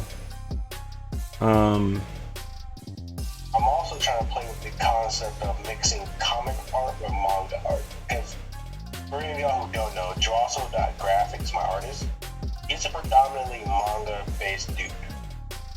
And only because of me recently has he really started stimming into comic book art. So do you mean like color? Do you mean like color or style, right? Or dipping more into a Western style? It's dipping more into style. So the best way I can say this, let me see how I want to. I'm trying to think. I can't think of a comic artist. How should I word this? So okay, the penciling and sketching is comic book based, but the coloring is going to lean towards more manga. I see.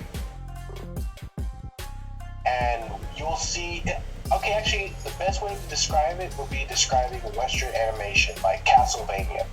All right. Like Castlevania, the latest Superman and Justice League movies. They're Western animation, but they have their anime influence. Oh, for sure. In both the coloring and then the movements, especially during fights. So that's the kind of style I'm trying to go for. A mix of Western with a dash of just the right amount of manga, especially during the fight scene. The fight scene is where it's going to be more manga-like. And that to me, that to me sounds really interesting because, I read Western comics. I have them here behind me, and I read more manga recently. After my first brother passed away, we kind of like fell away from comics like that because we all collected comics together, and then I got more into manga, and so I read way more manga than I do Western comics. Granted, I am like still kind of reading Power of X, and like I'm still reading X-Men right now, still reading Batman right now. I've not read Future State, and I'm actually not past like Batman 80, but like when I get opportunities to, and I got the money on deck, then I'll buy some comics and stuff. But the one thing that will always, I feel like, hit for me in a better capacity is I love the action of mangas more than I do of Western comics, and that's just because so much of Western comics is embedded in drawing anatomy and certain things more realistically and a little bit stiffer, whereas like, you know, with mangas and stuff like that, they allow you to play around with that a lot more. It's more about the movement and gestural stuff, so you know, you end up getting more of that. So oh shit, man. You're hitting the mark right there. Because if I was to pull up a random Marvel or DC comic of a fight scene, it's a pose. It's a solid pose.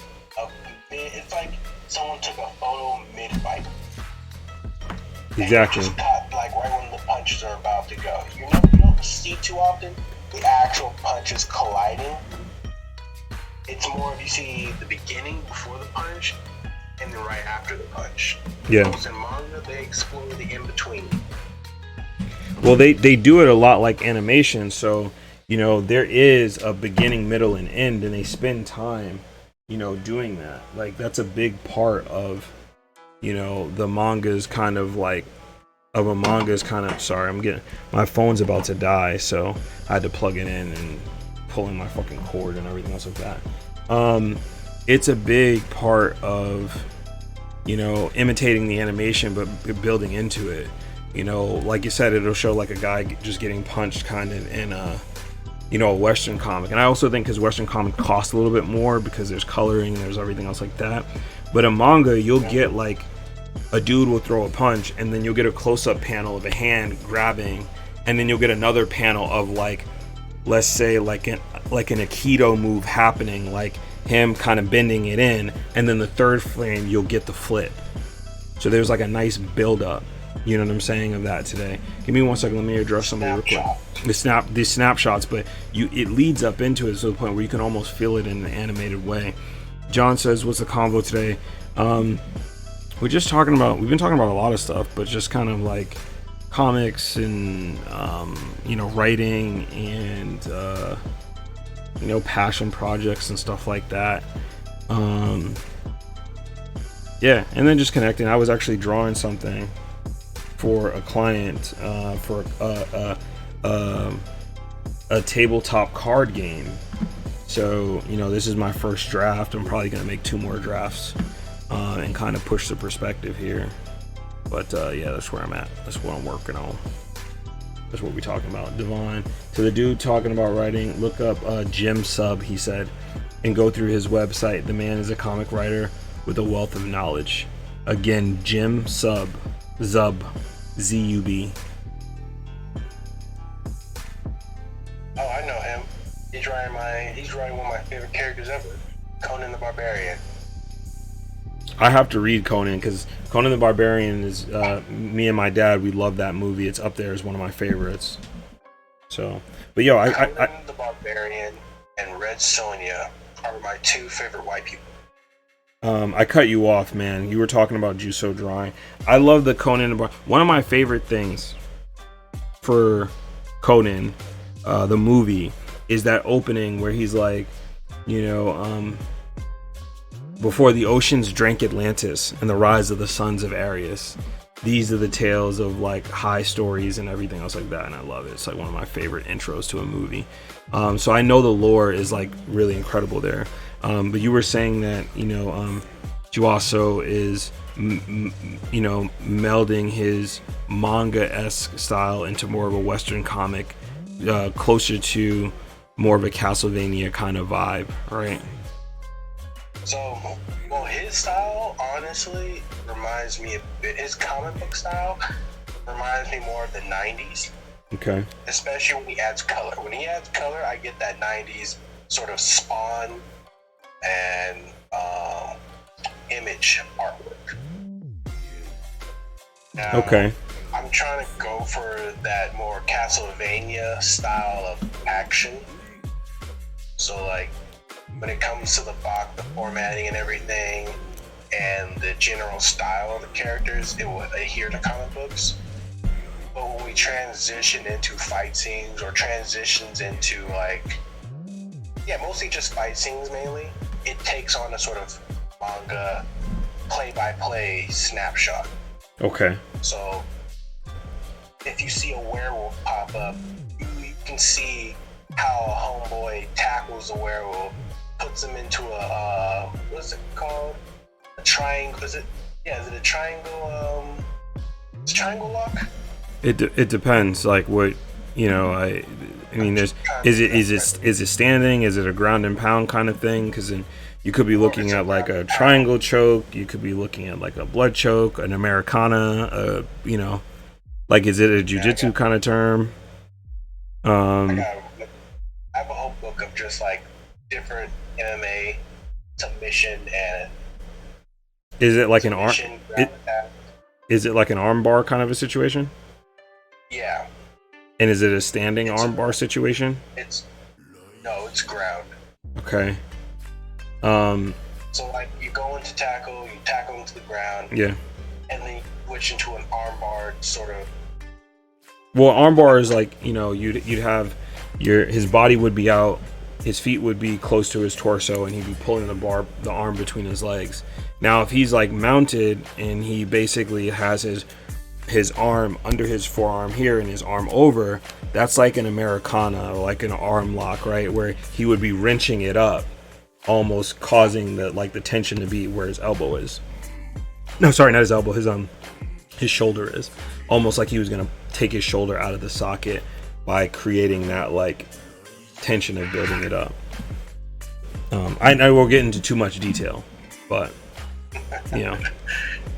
But that should go to show I need to do a quick research and recorrect my information on submissions and tackles. Well, that's why you got Juwaso, man. You know what I'm saying? Mm-hmm. You could, also just looking up rolling techniques and all that jazz. Oh, shit. Let's get into my cutoff point, man. All right, there's 6 people on. Between Magic Dreams, thank you for hopping on. I don't think I gave you a shout out for coming on. Monkey Trouble, thank you for giving an awesome comment for us to kind of talk about. John, you said you went live to work on some personal work. Are you still live? Maybe when I hop off, I can kind of raid you. If not, I might raid my cousin, who is a big inspiration for my art. Yokio, thank you. Creative, is that Genius? Damn it, it's moving too quick. Chicken Wing, what's happening, fellas? What's going on? Yeah, I'll raid my cousin. He's a big inspiration for my drawing. His name's PJ. He is a fantastic artist and animator. He's a fucking straight shooter though, man. If you're a person who you can't handle the fucking truth, he's a hard guy, because he's not gonna bullshit you, but he's also gonna make sure you get better. I remember something he said to me a long time ago about drawing pants. I drew some pants. I was a fucking kid then, and I was trying to draw some of those Dragon Ball angular pants, and I was like, he's like, what the hell is this? Like, what is this? These little like mountains you're drawing on pants. I'm like, oh, like those are Dragon Ball pants or whatever. They're like the pants. And he's like, that's not how pants look. So something along the lines, I was like, pants don't look like that. It's not how they look. He's like, they have folds and whatever. I never forgot it, but it's been like a big driving force to like drawing things correctly within my style, and that's helped me keep continuity within my artwork and all my pieces and stuff. You know what I'm saying? So when I'm done here, if he's on still, I might send some people over there and keep his ass working, because he does not finish projects, but he's fantastic at starting them and making really cool stuff. Play on Creative Genius. People tend to say Genesis. I see. Between Magic and Dreams, you got the hardcover. Mike, looking forward to what you put out next. Thank you so much for buying my book. It's huge, man. You make something and you don't know what's gonna happen, and I said this earlier in the chat, like, you guys are fucking awesome. You said live on IG. Okay. You guys are fucking awesome, and just like I said, the support of y'all kicking it with me, being on stream. I generally say this at the end of my stream, but time is one of the things you can't get back. So I thoroughly appreciate you guys spending it with me and spending the time looking at my work, reading through it, responding to it. You know, you guys are fucking amazing. Again, man, thank you so much for picking up the book. For real. Do I have a Twitch link in my profile? I do. You can head over to my Twitch and give me a follow. I'm trying to get back into streaming at least 2 days a week, and then finding some time to start bringing back my tutorial stuff. I want to do a perspective tutorial because everybody keeps talking about my perspective. I don't think I'm that good at it, but a lot of people keep talking to me about it. So I just want to drop some tips and tricks on how I handle perspective, and hopefully get you guys excited about it in drawing, because that's what I want. I want you guys drawing and making stuff. I don't want people complaining that if you want something, make it yourself. All these black people following me, I want you guys to be able to go out there and start making it, and showing them that we got the juice, you know. I got you, artist supporting artists. Thank you. Most of gonna buy some stuff from you soon for sure. Gotta support. John, you're my first ever sub. You have the first tag. You are the first. You're already supporting. You come on this chat. You're talking all the time. You're keeping me engaged. You're giving me something to talk about, bro. You're already supporting. You by being here. You know, eyes on the projects also help. You know, it's big. Man, those rules and clips through your perspective save lives. Yeah, but you know, if you watch me draw before, I lay them down by hand, and you should be able to lay them down by hand so that way you can understand them and then use it afterwards. You want to be able to do it. You really want to be able to do that, because that's a game changer. You know, Rise Up Black. You seem like you spend many late nights working. I do, but I also get up early and I work too. It's just other people up too, so I don't want to make too much noise. I never stop working until I reach my goal. So I also have a day job, and yeah, I some part of me enjoys. I like being an anime character. Some part of me enjoys the struggle for growth. So, you know, I'm always out here. That's Rise Up Black, by the way. For y'all who don't know, I would go and check out that profile. Most definitely. All right, man. You know what? I'm gonna end up closing it out. For everybody who's been on here, anybody who's on Twitch who is not on my IG and just kind of came over, I'm live on Instagram, and I've been chatting with United Black Heroes for probably an hour now. And if you're not following him, please check him out. He supports other comic book artists. Like, this is a guy that you want to come in contact with, that you love to see, gives without asking for anything. You know, just a solid individual, always is willing to come on the live and chat. And, you know, I think some of my best gems that I've dropped is, you know, having my conversations with him. So if you can, please check him out. Please give him a follow. Show him some of your support. You know what I'm saying? And anything you want to say, man, before you hop?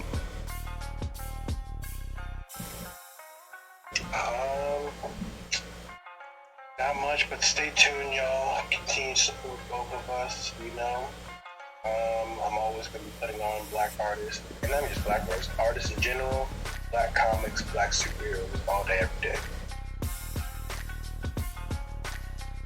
All right, man, that's the word. And you know, like I said, there's a couple of people already who said that they're gonna follow you right now. So I'm gonna hold them to it. And that means you, John Fire. You're caught in 4K right now. Just letting you know. All right, bro.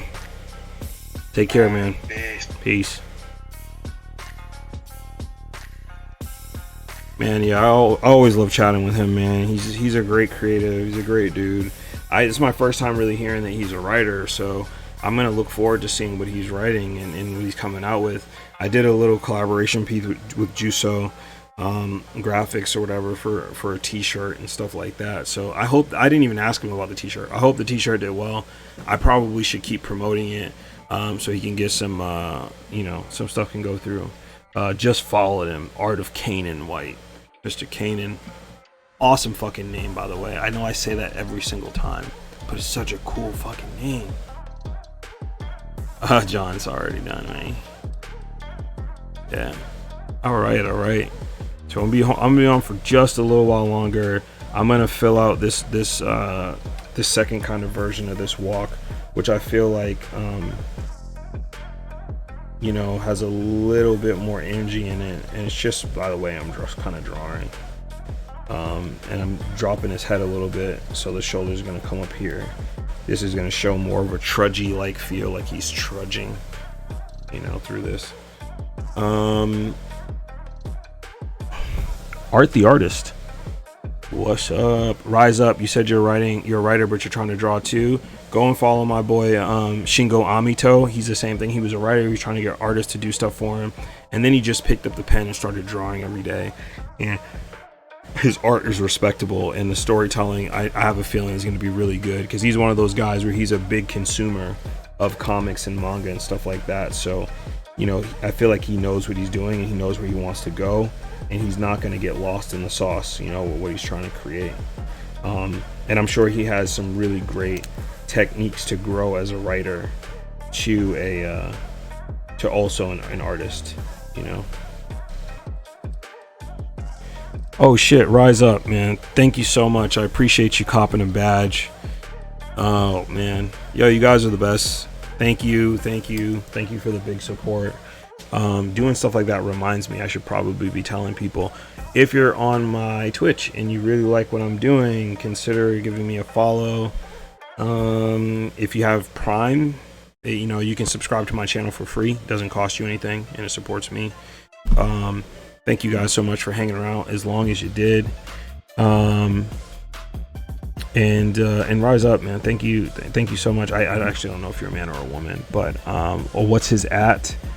It's Shingu Amito, SHING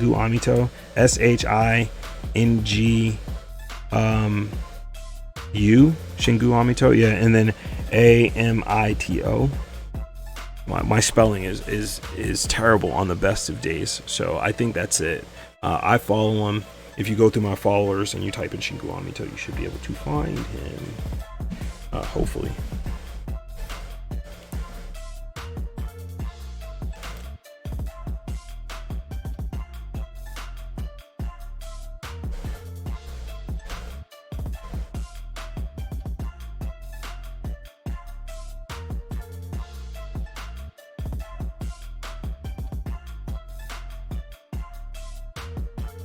Now the difference with this, because I want more energy in the cape, the character is gonna have to be fucking smaller. I don't want to do that. But I have to. This is a trading card book. So big thing is we want the details in there.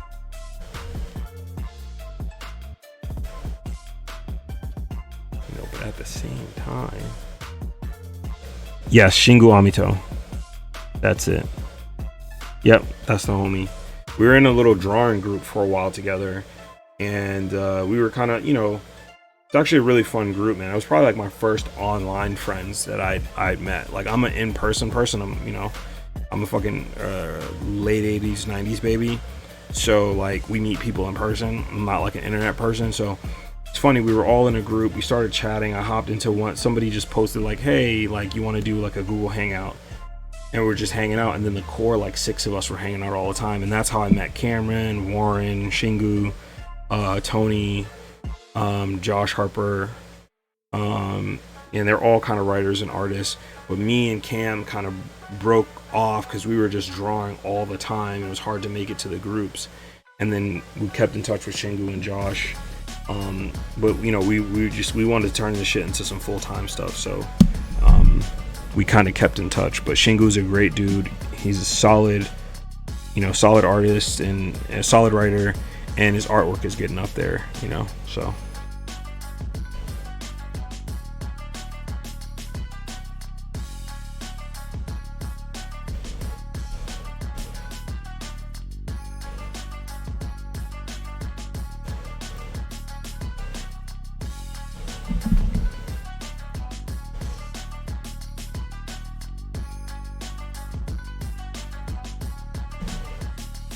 shout out to my Cintiq right now, being able to host my face and my Clip Studio. Because when I first started streaming, I couldn't do it, but I had to go through all these different fucking settings to like get it to work. So I'm glad it's working now.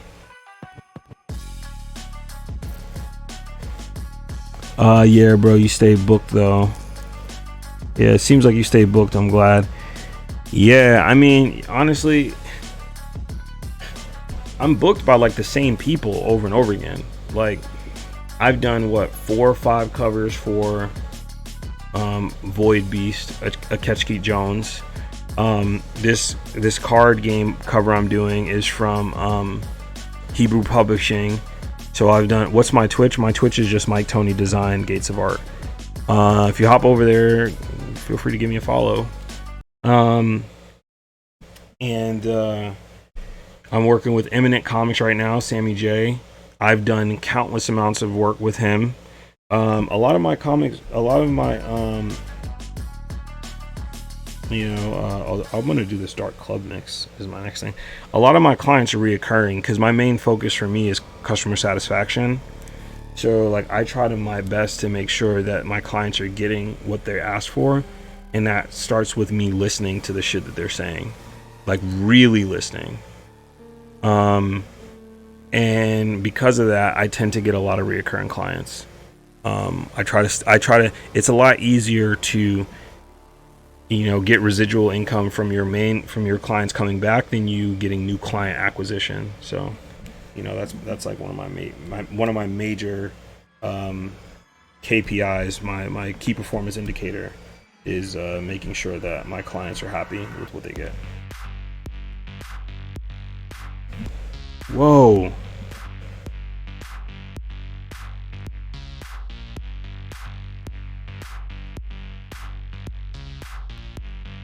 Fuck it.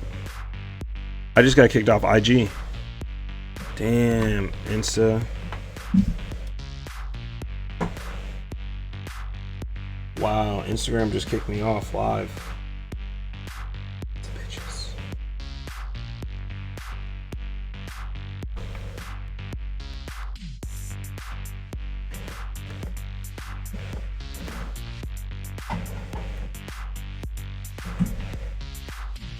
Are you sure you want to end your live? What? Well, fuck all. Well, you know what? I probably should end it.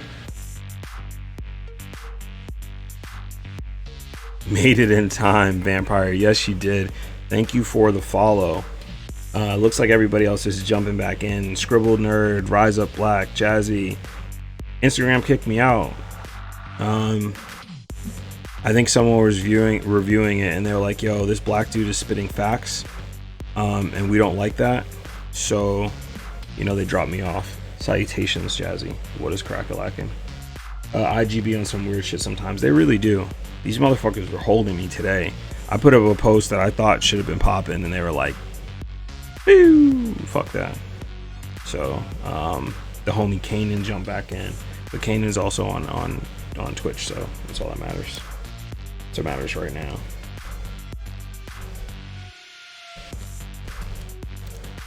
Yo, I ain't gonna lie. I'm really feeling this club mix I got. I'm gonna have to save this shit. Yep, trying to stop the empowerment. That's what's happening, man. I gotta rise up. And I happen to be black. IG just kicked me off, Jazzy. That's all. But if you want to pop over to Twitch and see what I'm doing over there, you can do that. See what I'm drawing over there. You guys want to see some other stuff I might be working on?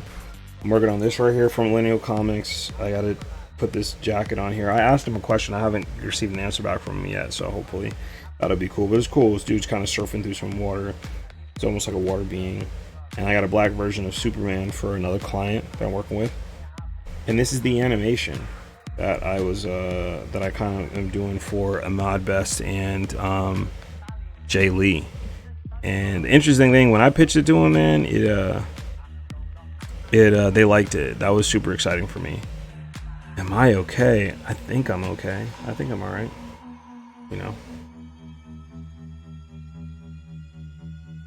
Yeah, it's hard getting those self-help checks, like, because then it makes me have to reflect, and when I gotta reflect, I get gets me a little sad sometimes.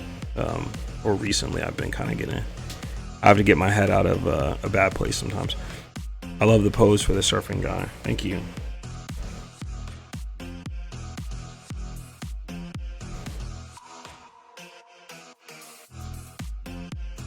Trying to make this stoic kind of drawing for this king-like character. And this is, the client wants this pose, and I know why. But what I'm trying to do is get enough movement. And as you'll see here, I'm trying to do a lot of juxtaposing shit. So curve, straight, curve, straight, curve, straight, curve here, bringing this back here. So I'm trying to get the movement and then get some movement here in the cape.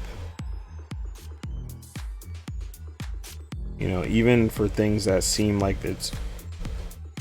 it should be stiff, you can always get some form of movement out of it.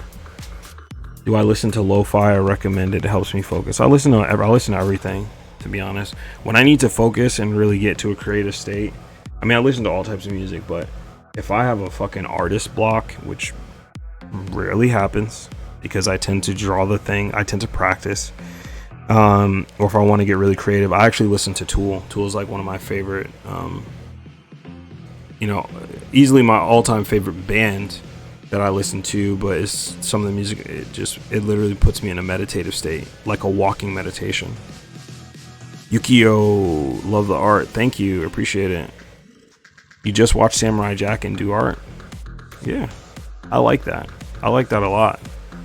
I mean, that might even be a philosophy to live by. Does the glove really work? I'm gonna be honest, I'm no good without the glove, Vampire. I can't draw a lick without the glove. No, I'm joking. When you're working on a screen, the screen heats up, and naturally it heats up your hand, so your hand will start to sweat, and the liquid in your screen surface will start to get sticky. So it's a lot harder for you to get clean strokes when you don't have a glove or you're not cleaning your screen constantly. So this glove that I have here, I get it from DokiWare. I'm showing both cameras. And this screen actually cleans this glove actually cleans my screen while simultaneously helping it glide across and draw. So yeah, I mean, I was drawing for a long time without the glove, and I refused to get one, and I got this experimental one, and I don't think I can go back. I can't go back to my hand sticking to the screen and then me really just using my wrist and my fingers to draw. When I have the glove, I can use my whole arm, and that helps with certain things. Either Samurai Jack or Cowboy Bebop. That's a good one. Those are great. Those are classics. Yukoi. I'm just gonna call Yoko. Tool is dope. I need to really dive into their other things. Let me tell you, when I listen to 10,000, okay, so Lateralis is my favorite album all time, right? Like, not all time through all music, because Michael Jackson's Off the Wall is like up there. So it's just a straight listen through. Lateralis is amazing for multiple reasons. One of which, when you rearrange Lateralis, it actually is one long song chopped up, and there's hints to the fact that the album itself is one long song, which is fucking fantastic, right? And the song Lateralis, the drum beat is played using the Fibonacci sequence, which is a sequence that adds itself by the previous number. So you do 1 1, you do 1 1, 1 2, 1, and then it goes to 3, and then 5, and then 7, and then 7, and then it goes up sequentially, right? And so the drum beat is played in the Fibonacci sequence, and Lateralis is the name of the album. Schism talks about things being broken apart, which refers to the album being broken apart, but the song itself is like almost about a schism between you and another person. So the whole album is broken out, but it's actually one long song. So when you place it together, that is called the Holy Gift. It's fucking sick, man. It's insane, and all of it is super inspiring. And the Fibonacci sequence we find in everything, right? It's in all of nature. It's connected to a bunch of different shit. you know, it's roughly a scientific number that's found throughout nature, right? And so you'll find, like, I'm also a designer by trade. So we'll find that when I'm creating certain things, I bring up what's called the golden ratio, which uses the Fibonacci sequence to create a design that is aesthetically pleasing, and some people won't even understand why they like it, and that's because I'm using particular rules that are set in the Fibonacci sequence that just make you gravitate toward it, because it is something that is so embedded in nature, right? So you know, that's one thing. So Lateralis is up there as my top, right?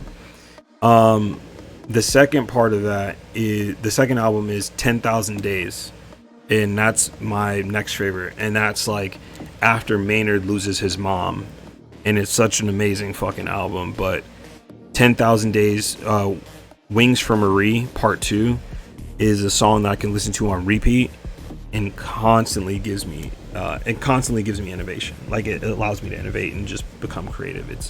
It's unbelievable. So if you haven't, dig into Tool's discography. One of my all-time favorite bands, but it's one of the ones, like, when I need to pull some creativity out, I always do. You know what I'm saying? Damn, Jordan, you came on late, man. It's this is my cutting off time.